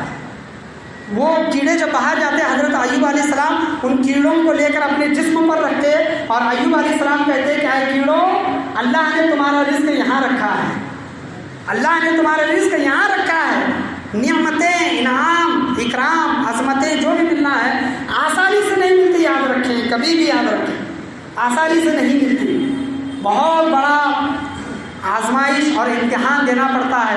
اللہ کی بارگاہ میں جب وہ قبول ہوتا ہے تب تو اللہ تبارک و تعالیٰ وہ انعام و اکرام عطا کرتا ہے۔ تو امام مولا حسین کو یہ انعام و اکرام ایسے ہی نہیں ملا، انہوں نے اپنے گھر والوں کی قربانیاں دی ہیں، گھر والوں کی قربانیاں دینے کے بعد خود اپنی جان کی قربانی دی ہے، تب جا کر آپ رضی اللہ عنہ کو وہ انعام و اکرام ملا۔ آج ہم سنی لوگ کیوں پیچھے ہیں؟ عمل میں کیوں پیچھے ہیں؟ اعمال میں کیوں پیچھے ہیں؟ میں محبت کی کمی کا میں یہ نہیں کرتا کہ محبت کی کمی ہے، اس کا دعویٰ نہیں کرتا، اس کا اظہار نہیں کرتا کہ محبت کی کمی ہے۔ محبت کوٹ کوٹ کے بھری ہے، محبت یہ مرتے دم تک ہمارے دلوں میں رہے گی، اور یہ محبت قبر میں بھی اسی طرح ساتھ میں جائے گی، کوئی نکال نہیں سکتا۔ کمی ہے تو عمل کی، آزمائشوں کی۔ آج ہم ایسا کیوں سوچتے ہیں کہ 6 رکعت نماز پڑھیں گے تو اللہ ہماری مشکل آسان کر دے گا، ہمارے عمر میں اضافہ کر دے گا، ہماری مصیبتوں کو دور کر دے گا، رزق میں اضافہ عطا کرے گا؟ یہ تمام چیزیں تو اللہ تبارک و تعالیٰ نے 5 نمازوں میں رکھی ہے، 5 نمازوں میں اللہ نے یہ تمام انعام و اکرام 5 نمازوں میں رکھا ہے۔ ان نمازوں کی اہمیت کو کیوں نہیں سمجھتے؟ نمازوں کو کیوں نہیں پڑھتے؟ جب اذان ہمارے کانوں کو سنائی دیتی ہے تو ہمارے پیر مسجد کی طرف کیوں نہیں آتے؟ یہ 6 رکعت نمازیں جو میں نے آپ کے سامنے بیان کی، اس کا انکار نہیں ہے، کوئی میرے اوپر فتویٰ نہ دے، کوئی یہ نہ کہے کہ حافظ صاحب اس کا انکار کرتے ہیں، میں انکار بالکل بھی نہیں کرتا، بلکہ میں خود ان نمازوں کو پڑھتا ہوں۔ لیکن میں توجہ یہ دلانا چاہتا ہوں، جس طرح آپ نفل نمازوں کی پابندی کرتے ہیں، اگر تو آپ کا کام ہے، آپ کی ڈیوٹی ہے، گھر کا کام ہے، تو چھوڑ کر مسجد میں آ جاتے ہیں شب برات کے دن، یوم عاشوراء کے دن، جمعہ کے دن، جس طرح آپ جس تڑپ سے مسجد کو آتے ہیں وہ تڑپ 5 نمازوں میں کیوں نہیں دکھائی دیتی؟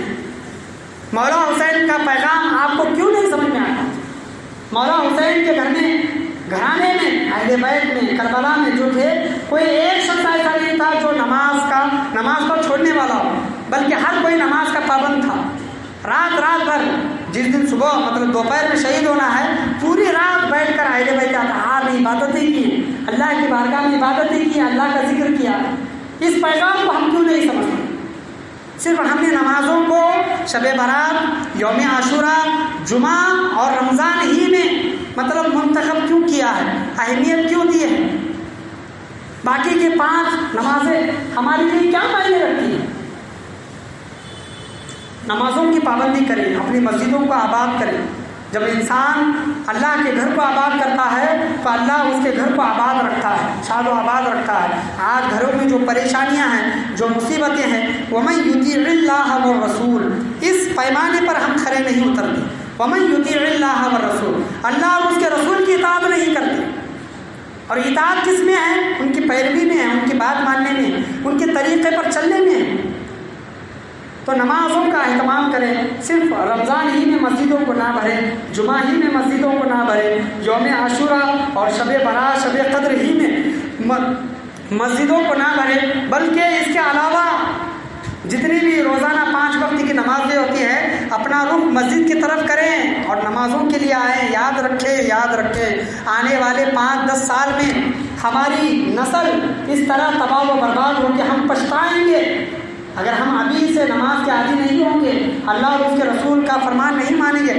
آنے والے 5-10 سال دیکھ لو آپ، یہ میری بات اپنی گانٹ باندھ لو، دامن سے باندھ لو، آنے والے 5-10 سال میں ہماری نسل یا تو وہابی ہوگی، یا تو اہل حدیث ہوگی، یا تو غیر مقلد ہوگی، یا پھر دوسرے جماعت کی ہوگی۔ یاد رکھیے، اگر ہم اپنی اولاد کو، اپنی نسل کو نماز کا پیغام، اللہ اور اس کے رسول کا پیغام اگر ہم نہیں دیں گے تو کوئی اور دوسرے طریقے سے، الگ طریقے سے ان کو دے کر گمراہ کرے گا، الگ طریقے سے ان کو دے کر گمراہ کرے گا۔ آج ہم اپنی نسلوں کو خواجہ بابا کی چھٹی کے متعلق ضرور کہتے ہیں، میں کسی چیز کا انکار نہیں کر رہا، یہ بیان میں پہلے بھی کر چکا ہوں، اتنی تعداد نہیں ہوتی، اسی وجہ سے میں آج دوبارہ یہ ریپیٹ کر رہا ہوں۔ آج ہم چھٹی شریف کی اہمیت تو اپنی نسلوں کو، خود کو سمجھاتے ہیں، اپنے بچوں کو بتاتے ہیں، 11ویں شریف کی اہمیت بتاتے ہیں، عید میلاد النبی صلی اللہ علیہ وسلم کی اہمیت بتاتے ہیں، فاتحہ کی اہمیت بتاتے ہیں، نعت نبی صلی اللہ علیہ وسلم، درگاہوں کی زیارت وغیرہ، یہ تمام چیزیں حق ہے، اس میں ایک ذرہ برابر بھی مطلب غلط بات نہیں ہے، 100% یہ باتیں صحیح ہیں، لیکن جو اصل جو پیغام ہے ان چیزوں کے ساتھ ساتھ، وہ پیغام کیا ہے؟ وہ پیغام نماز کا ہے، اللہ اور اس کے رسول کے فرمان کا ہے۔ اگر آج ہم نہیں بتائے، مثال کے طور پر میں بتا رہا ہوں آپ کو، آج ہم نے قرآن کا پیغام نہیں سمجھا، قرآن کو ترجمہ اور تفسیر کے ساتھ نہیں پڑھا، قرآن کیا کہہ رہا ہے یہ ہم نے نہیں جانا، حدیث کریمہ کا علم بھی نہیں رکھا، تو آپ کا جب بچہ کسی اسکول، کسی کالج، کسی یونیورسٹی میں جائے گا اور وہاں پر اس کو کوئی ایسا دوست مل جائے گا جو غیر مقلد ہے، اہل حدیث ہے، قادیانی ہے، یا پھر جماعتی ہے، یا پھر دیگر مطلب غلط عقیدے کا انسان جو ہے، وہ آپ کے بچے کو سمجھائے گا یہ دیکھو نماز کے متعلق یہ ہے حدیث، قرآن میں یہ ہے، یہ اس طرح نماز وغیرہ پڑھنا چاہیے۔ جب آپ کا بچہ، میں بتا رہا ہوں آپ کو، 5 10 سال 15 سال یا پھر 2 سال، جب آپ کا بچہ وہ سنے گا باتیں، وہ غور کرے گا، ارے ہاں یار یہ قرآن میں تو اللہ نے نماز کے متعلق یوں فرمایا ہے، غلط چیزوں کے متعلق یوں فرمایا ہے، حلال و حرام کے متعلق یوں فرمایا ہے، کیا صحیح ہے کیا غلط ہے یہ فرمایا ہے، حدیثوں میں اس کا ایسا ذکر آیا ہے، شریعت ایسی ہے، میرے بابا نے، میرے دادا نے، میرے نانا نے، میری امی نے یہ چیزیں ہمیں بتائی نہیں، وہ صرف یہی بتاتے رہے کہ خواجہ بابا کی چھٹی کرتے رہو، غوث پاک کی 11ویں کرتے رہو، درود شریف کی محفل کرتے رہو، درگاہوں کو جاتے رہو، سلام کرتے رہو، یہ تمام چیزیں حق ہے، میں اس کا انکار نہیں کر رہا۔ ہم ان چیزوں کو جس طرح اپنے اولاد کو تربیت دیتے ہیں، نصیحت کرتے ہیں، علم فراہم کرتے ہیں، اسی طرح کا علم اور دیگر قرآن و حدیث کا بھی علم فراہم کریں۔ اگر آپ بیان کریں گے اپنے بچوں کو تو صحیح بیان کریں گے، اور آپ کا بچہ بھٹکے گا نہیں۔ کیوں نہیں بھٹکے گا؟ کیونکہ آپ کا عقیدہ صحیح ہے تو آپ صحیح بیان کریں گے۔ اور جو کوئی انسان یونیورسٹی، کالج، کلاسز وغیرہ میں جو آپ کو بچے کو بتائے گا، وہ غلط طریقے سے بتائے گا کہ ایسا ہے ایسا ہے، وہ آگے چل کر سنی سے نکل کر تبلیغی جماعتی، اہل حدیث، غیر مقلد وغیرہ میں وہ ان جماعتوں میں شامل ہو جائے گا، اور یہ ان کی تعداد تیزی سے بڑھ رہی ہے کیونکہ ہم نے ان چیزوں کو چھوڑ دیا ہے۔ دین کو سیکھنا، دین کی تعلیم کو ہم نے صرف یہ رکھا ہے کہ لڑکیاں جب سیکھتی ہیں، ہمارے عربی میں بھی بعض اوقات آتا ہے، یہ کہا جاتا ہے کہ حافظ صاحب لڑکی نے ایک قرآن مکمل کر لیا، بس اب اس کا ہدیہ کرنے کے ہو جائے، تو کیا قرآن کو ایک بار الحمد سے لے کر والناس تک دیکھ کر پڑھ لینا یہ قرآن کا حق ادا ہو گیا؟ ہم نے قرآن کا حق ادا کیا؟ قرآن کو صرف دیکھ کر پڑھنا ہے، عربی عبارت کے ساتھ پڑھنا، الحمد سے لے کر والناس تک، کیا ہم نے وہ قرآن کا حق ادا کر دیا؟ ہم نے قرآن کے پیغام کو سمجھا ہی نہیں۔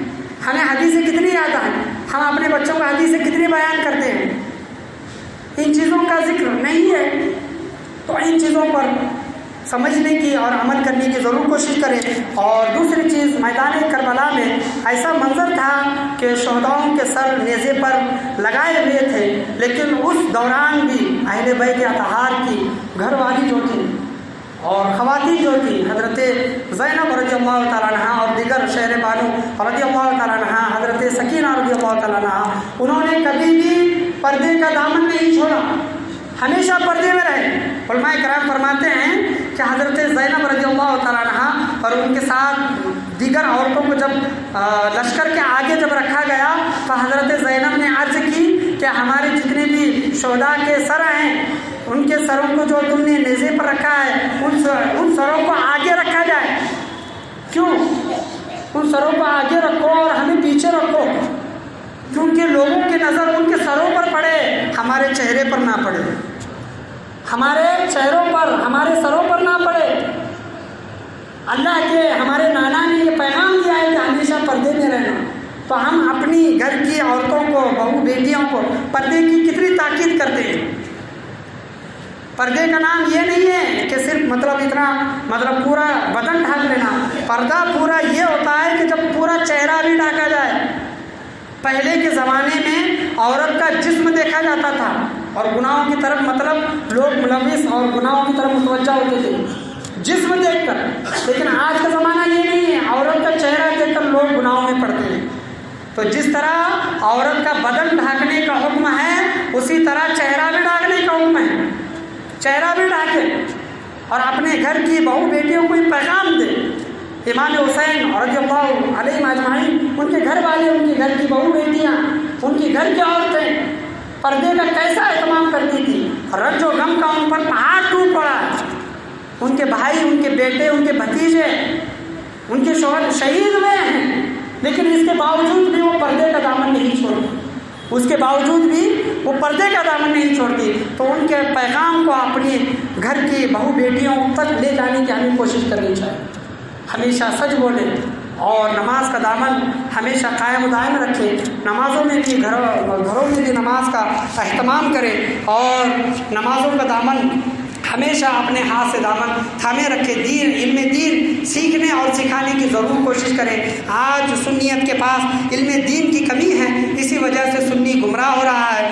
آج آپ کو کہیں پر بھی یہ زیادہ اکثر یہ سننے کے لیے نہیں ملتا کہ کوئی تبلیغی، کوئی اہل حدیث سنی ہوا ہے، بلکہ اکثر یہ دیکھا جاتا ہے کہ کوئی سنی تبلیغی ہوا ہے، اہل حدیث ہوا ہے، جماعتی ہوا ہے، یا پھر غیر مقلد یا پھر قادیانی ہوا ہے، کیونکہ ان کے پاس علم ہے، وہ علم کے بلبوتے پر لوگوں کو گمراہ کرتے ہیں۔ بھلے وہ غلط ہے وہ لوگ غلط ہے، لیکن ان کے پاس علم جیسا ہتھیار ہے، وہ علم کو لوگوں کے سامنے پیش کرتے ہیں تو لوگ اس چیز کو منع نہیں کرتے، وہ لوگوں کو غلط چیز کو اس طرح ثابت کرتے ہیں کہ وہ جیسے صحیح لگتی ہے، اور ہم صحیح چیزوں کو غلط طریقے سے اپنے اولاد کے سامنے پیش کرتے ہیں، حالانکہ وہ چیزیں صحیح ہیں۔ چھٹی شریف، 11ویں شریف، عید میلاد النبی، نعت، سلام، منقبت، جو بھی فاتحہ وغیرہ جو بھی ہے، وہ تمام چیزیں صحیح ہیں، حدیث کی روشنی میں ہیں، لیکن ہمیں حدیث کا علم ہی نہیں۔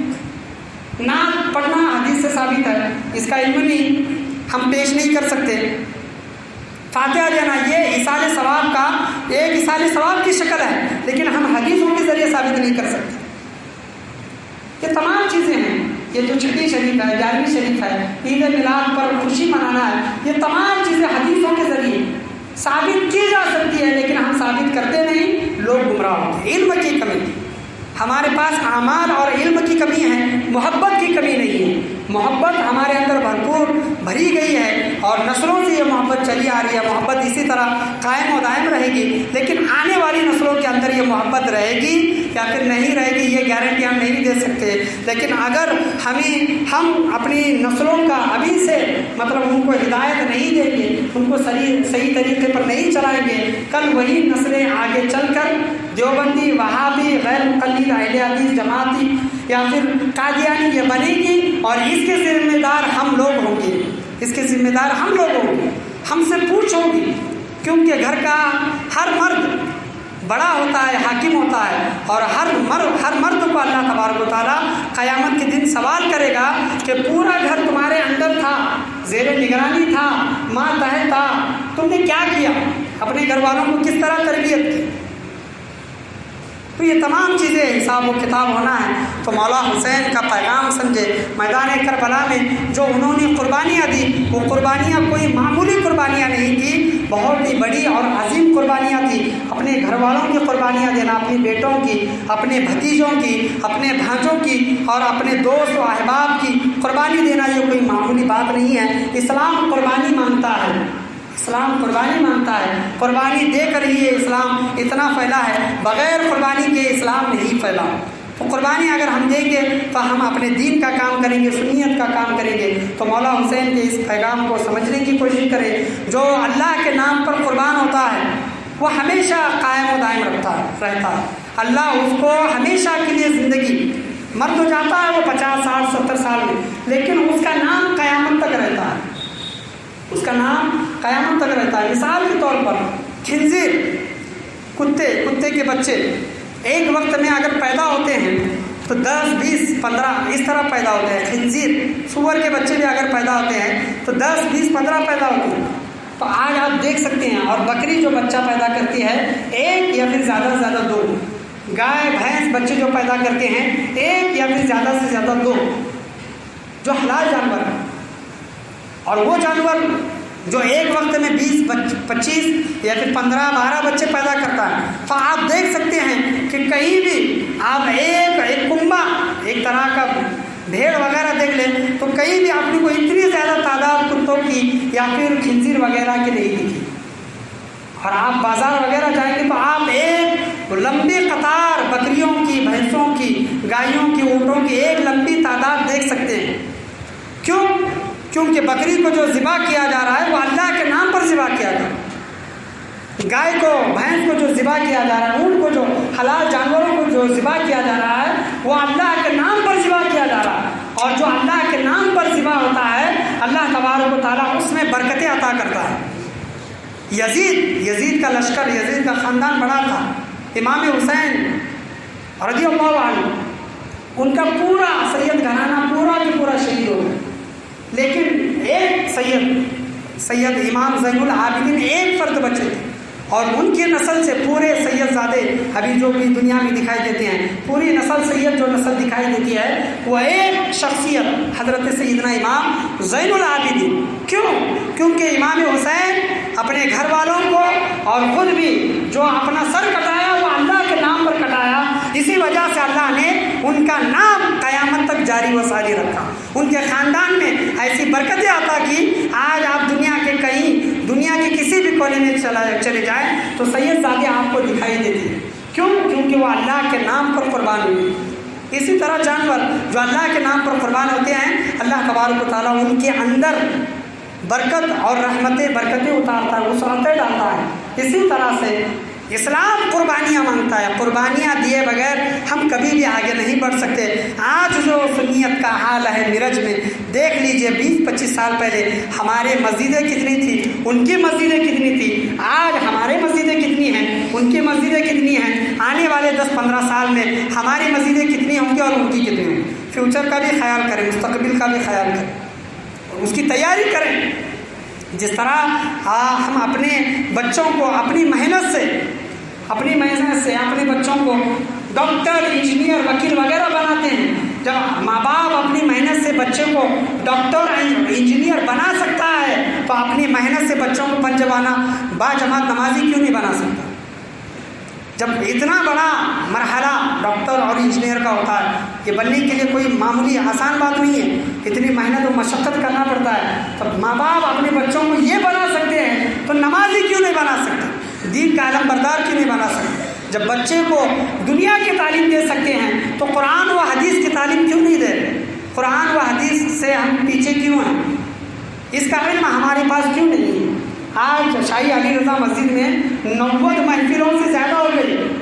قرآن شریف کا ترجمہ اور تفسیر ہر پیر کو بعد نماز عصر 1 رکوع کا ترجمہ اور تفسیر کی جاتی ہے. اور ان آیتوں کا شان نزول، یہ آیت کیوں اتری، کس وجہ سے اتری اور آیت کا ترجمہ کیا ہے، آیت کی تفسیر کیا ہے، یہ بیان کی جاتی ہے. لیکن اللہ اکبر، اس محفل میں 90 محفلیں ہو گئی، اس محفل میں 20 سے زیادہ 25 سے زیادہ لوگوں کی تعداد دکھائی نہیں دیتی. یہ ہمارے لوگوں کا حال ہے.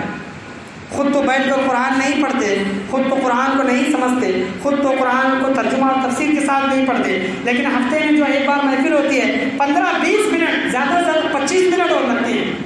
وہ 25 منٹ بھی اس کے لیے دے نہیں سکتے ہم. تو ہمارے اوپر افسوس کرنے کی بات ہے. آج ان جماعتوں میں ہم چلے جائیں اور ان لوگوں میں آج چلے جائیں تو ہر کوئی انسان کھڑے ہو کر نماز پڑھانے کے لیے تیار ہے. اور ہمارا حال یہ ہے کہ نماز کے لیے مؤذن صاحب نہیں ہے تو پریشان ہو جاتے ہیں، کون نماز دے، کون اذان دے، کون اذان دے. ایک دوسرے کا منہ دیکھتے ہیں، تم دیتے، تم دیتے، تم دیتے.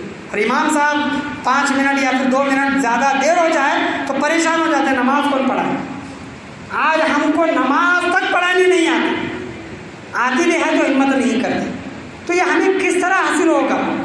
قربانیاں دے کر، وقت دے کر، علم سیکھ کر. آج ہم ان تمام چیزوں سے کیوں پیچھے ہیں اور وہ لوگ کیوں آگے ہیں؟ ان لوگوں نے محنت کی، قربانیاں دی، وہ لوگ آگے ہیں اور ہم آگے تھے، اسی طرح پیچھے چلے جا رہے ہیں، ہماری تعداد کم ہوتی آ رہی ہے۔ کیوں؟ کیونکہ جو اصل چیزیں تھیں، قرآن و حدیث کا جو دامن تھا، وہ ہم نے ان چیزوں کو چھوڑ دیا۔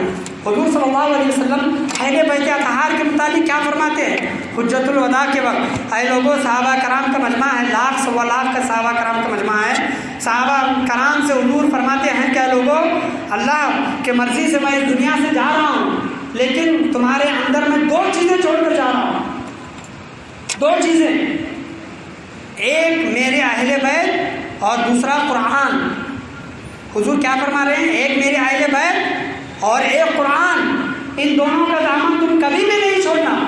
اگر تم ان دونوں کا دامن پکڑے رکھو گے تو تم کبھی بھی گمراہ نہیں ہوگے، کبھی بھی گمراہ نہیں ہوگے۔ اور یہ اہل بیت اور یہ قرآن یہ ایسے ہیں، یہ دنیا میں تو ساتھ میں ہیں ہی، یہ ان دونوں کی جوڑی ایسی ہے کہ یہ دونوں قیامت کے دن میں میرے ساتھ میں آئیں گے، یعنی جب وہ آئیں گے تو ساتھ میں آئیں گے، قرآن بھی ساتھ ہوگا، اہل بیت بھی ساتھ ہوگا۔ آج ہم اہل بیت کی محبت کا دعویٰ تو کرتے ہیں، لیکن ان کی بتائی ہوئی چیزوں پر عمل نہیں کرتے۔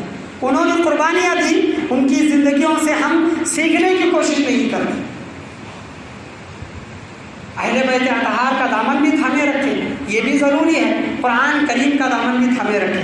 صرف اہل بیت اطہار کی محبت کا جو دعویٰ کرتا ہے وہ جھوٹا ہے، اور صرف قرآن کریم کے پڑھنے کا اور اس پر عمل کرنے کا جو دعویٰ کرتا ہے وہ بھی جھوٹا ہے۔ ان دونوں چیزوں کو ملا کر ساتھ میں جو چلتا ہے اور ان دونوں کو لے کر جو عمل کرتا ہے وہی شخص سچا ہے اور وہی شخص سیدھے راستے پر ہے۔ تو ان دونوں چیزوں کو لے کر ہمیں چلنے کی کوشش کرنی چاہیے۔ آج بہت برا وقت ہے، یاد رکھیے آنے والے 5-10 سال بہت برے ہوں گے ہمارے لیے، تو آج ہم نے ابھی سے تیاری نہیں کریں گے تو ہمارا آنے والے وقت میں حال برا ہوگا۔ آج بی جے پی جو ہم کہتے ہیں، بی جے پی میجورٹی میں کیوں ہیں؟ یہ جو کام جو کر رہے ہیں ابھی سے نہیں، 50 سالوں سے ان کا کام چل رہا ہے، 50 سالوں سے یہ جو محنت کر رہے ہیں، آج یہ مطلب پائے اقتدار پر ہے اور ان کی وہ محنت 50 سال کی آج رنگ لا رہی ہے۔ تو محنت جو ہوتی ہے 1-2 دن نہیں ہوتی، سالوں کی ہوتی ہے، سالوں کی ہوتی ہے۔ حضور صلی اللہ علیہ وسلم نے امام حسین رضی اللہ عنہ کی شہادت کی خبر ان کے پیدائش کے وقت یعنی شہادت سے 56 سال پہلے دی تھی امام حسین کو کہ میرا بیٹا شہید کیا جائے گا، 56 سال پہلے جب شہادت کی خبر مل چکی اور وہاں پر انہیں جانا ہے، شہید ہونا ہے، اس کی تیاری ابھی سے شروع کر دی گئی۔ حضور صلی اللہ علیہ وسلم کبھی اپنے کندھوں پر بٹھاتے، ان کی عظمت کو بیان کرتے، کبھی اپنی زبان چسواتے۔ حضرت فاطمہ رضی اللہ عنہ کی بارگاہ میں ان کی تربیت ہوئی، حضرت مولا علی رضی اللہ عنہ کی بارگاہ میں تربیت ہوئی، تو ان کی تربیت ہوئی، اس وجہ سے وہ میدان کربلا میں کامیاب ہوئے۔ محنت کی گئی ان پر، تربیت دی گئی ان کو۔ آج ہم اپنی نسلوں پر محنت نہیں کریں گے تو ہماری نسلوں کا آنے والے وقت میں برا حال ہوگا، برا حال ہوگا، ہم پچھتائیں گے۔ آگے چل کر بیٹا ہم سے کہے گا کہ ابا آپ درگاہ کو کیوں جاتے ہیں، فتح کیوں دیتے ہیں؟ حالانکہ یہ چیز مطلب نفلی ہیں چیزیں، لیکن بیٹا بد عقیدہ ہو جائے گا، بزرگان دین کی شان میں گستاخی کرے گا، اہل بیت اطہار کی شان میں گستاخی کرے گا۔ پوتا ہم کو سمجھائے گا کہ دادا جان یہ چیز ایسی ہے، یہ چیز ایسی ہے۔ تو پوتے کے سکھانے سے پہلے ہم خود سیکھیں اور اپنی نسلوں کو سکھائیں، صحیح کیا ہے غلط کیا ہے بتائیں۔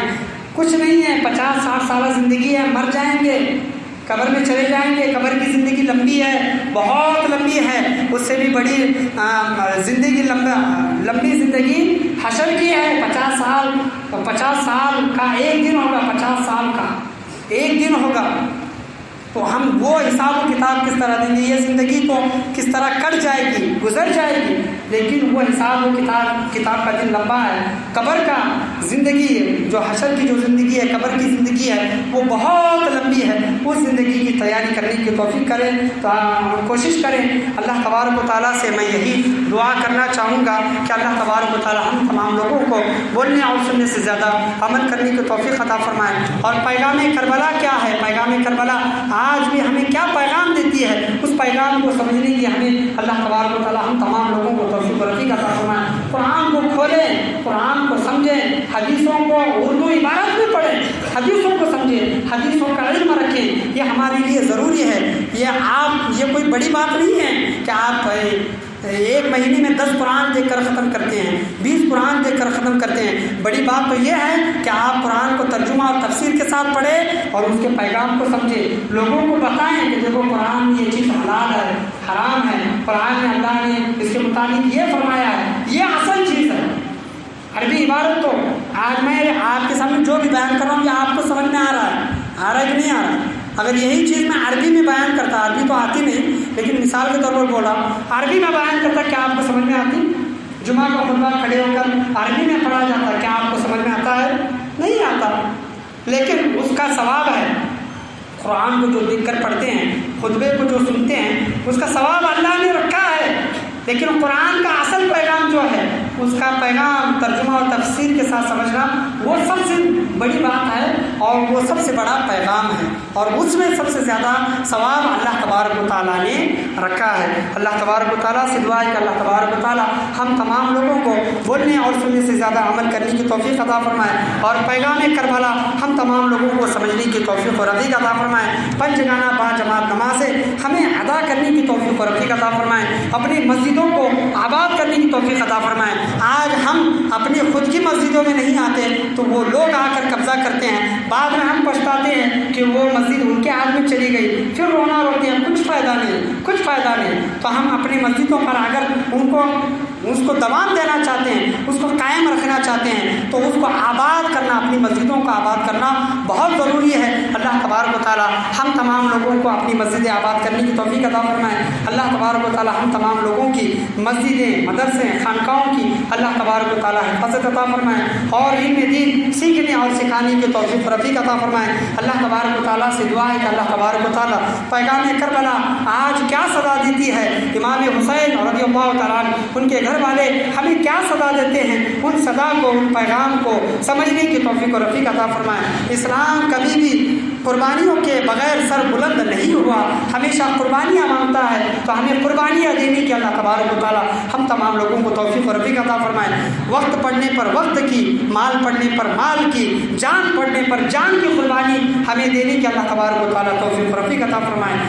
اور اکابر صحابہ کرام اس دین اسلام کے لیے شہید ہوئے ہیں، تو ہمیں بھی اللہ تبارک و تعالیٰ تمام لوگوں کو مولا حسین کے صدقہ و فضل میں شہادت کی موت نصیب عطا فرمائے۔ جو آرزو، جو جوہر حضور صلی اللہ علیہ وسلم کی سیرت میں تھا شہید ہونے کا، وہی جوہر ہم آج اپنے اندر پیدا کرتے ہیں کہ اے باری تعالیٰ کربلا والوں کے صدقہ و فضل میں، کربلا والوں کی خاک کے، جو خاک جس خاک پر وہ شہید ہوئے ہیں، اس خاک کے صدقہ و فضل میں ہم دعا کرتے ہیں کہ اے باری تعالیٰ ہمیں اس دین کے لیے تن من دھن لٹانے کی توفیق و رفیق عطا فرمائے، عقائد اہل سنت والجماعت پر قائم و دائم رہنے کی توفیق و رفیق عطا فرمائے، اور اللہ تبارک و تعالیٰ ہم تمام لوگوں کو شہادت کی موت نصیب عطا فرمائے۔ بولنے چالنے میں کسی بھی قسم کی غلطی، کمی بیشی، کوتاہی خامی ہوئی ہو، سمجھنے میں، سمجھانے میں، بولنے میں کسی بھی قسم کی بھول چوک ہوئی ہو، اللہ تبارک و تعالیٰ پنجتن پاک اور رضوان اللہ علیہم اجمعین، حضور صلی اللہ تعالیٰ علیہ وسلم اور اہل کربلا والوں کے صدقۃ و فضل میں ہم تمام لوگوں کو معاف عطا فرمائیں، بولنے اور سننے سے زیادہ عمل کرنے کی توفیق و رفیق عطا فرمائیں، غلط رسم و رواجات سے بچنے کی اللہ تبارک و تعالیٰ ہم تمام لوگوں کو بچنے کی توفیق و رفیق عطا فرمائیں، کربلا والوں کا پیغام خود بھی سمجھنے اور اپنے گھر والوں، دوستوں، احباب، رشتہ داروں اور دوسرے لوگوں تک پہنچانے کی اللہ تبارک و تعالیٰ ہم تمام لوگوں کو توفیق و رفیق عطا فرمائے۔ کربلا کا پیغام، کربلا کے واقعات صرف کہانی کے طور پر نہ سنیں بلکہ اس سے درس حاصل کریں، اس سے کچھ سیکھیں۔ اللہ تبارک و تعالیٰ یہ شوق، یہ جذبہ ان واقعات سے ہمارے زندگیوں کے اندر انقلاب عطا فرمائے۔ لا الہ الا اللہ محمد رسول اللہ صلی اللہ علیہ وسلم۔ الہی بحق بنی فاطمہ کے برقول ایما کنی خاتمہ، اگر دعوتم رد کنی ور قبول، منو دست دامان آل رسول، منو دست دامان آل رسول، منو دست دامان آل رسول، یا صدیق یا عمر یا عثمان یا حیدر یا صدیق یا عمر یا عثمان یا حیدر دفع شرک خیر آور یا شبیر یا شبر یا شبیر یا شبر یا شبیر یا شبر۔ مولا حسین آج کی نشست میں، آج کے بیان میں جو جو چیزیں بیان کی گئی ہیں، ہم آپ کو آپ کے نانا جان کا صدقہ دیتے ہیں۔ جو کچھ بھی بولا گیا سنا گیا ان تمام چیزوں پر مولا حسین ہمیں عمل کرنے کی توفیق و رفیق عطا فرمائے۔ آپ اللہ کی بارگاہ میں دعا کیجیے، آپ مقبول ہیں، آپ اللہ کی بارگاہ میں مقبول شخصیت ہیں۔ آپ اللہ کی بارگاہ میں دعا کریں کہ ہمیں اللہ تبارک و تعالیٰ بولنے اور سننے سے زیادہ آپ کے بتائے ہوئے نقش قدم پر ہم تمام لوگوں کو چلنے کی توفیق و رفیق عطا فرمائے۔ وآخر دعوانا ان الحمد للہ رب العالمین۔ ظہر کی اذان دی جائے گی، ظہر کے اذان کے بعد آپ سنتیں ادا کر لیں۔ سنتیں پڑھنے کے بعد درود شریف کی محفل ہوگی، درود شریف کی محفل کے بعد نعت و منقبت پڑھی جائے گی، نعت و منقبت کے بعد صلاۃ و سلام کے لیے کھڑا ہو جائے گا، کھڑا ہونا ہے، اور اس کے بعد بیٹھ کر فاتحہ دی جائے گی، اور خاص کر فاتحہ میں دعا کی جائے گی، اور عاشور کی دعا عاشور کی دعا بھی پڑھائی جائے گی۔ آپ تمام لوگ اطمینان سے بیٹھے رہیں۔ مولا حسین کا ذکر چل رہا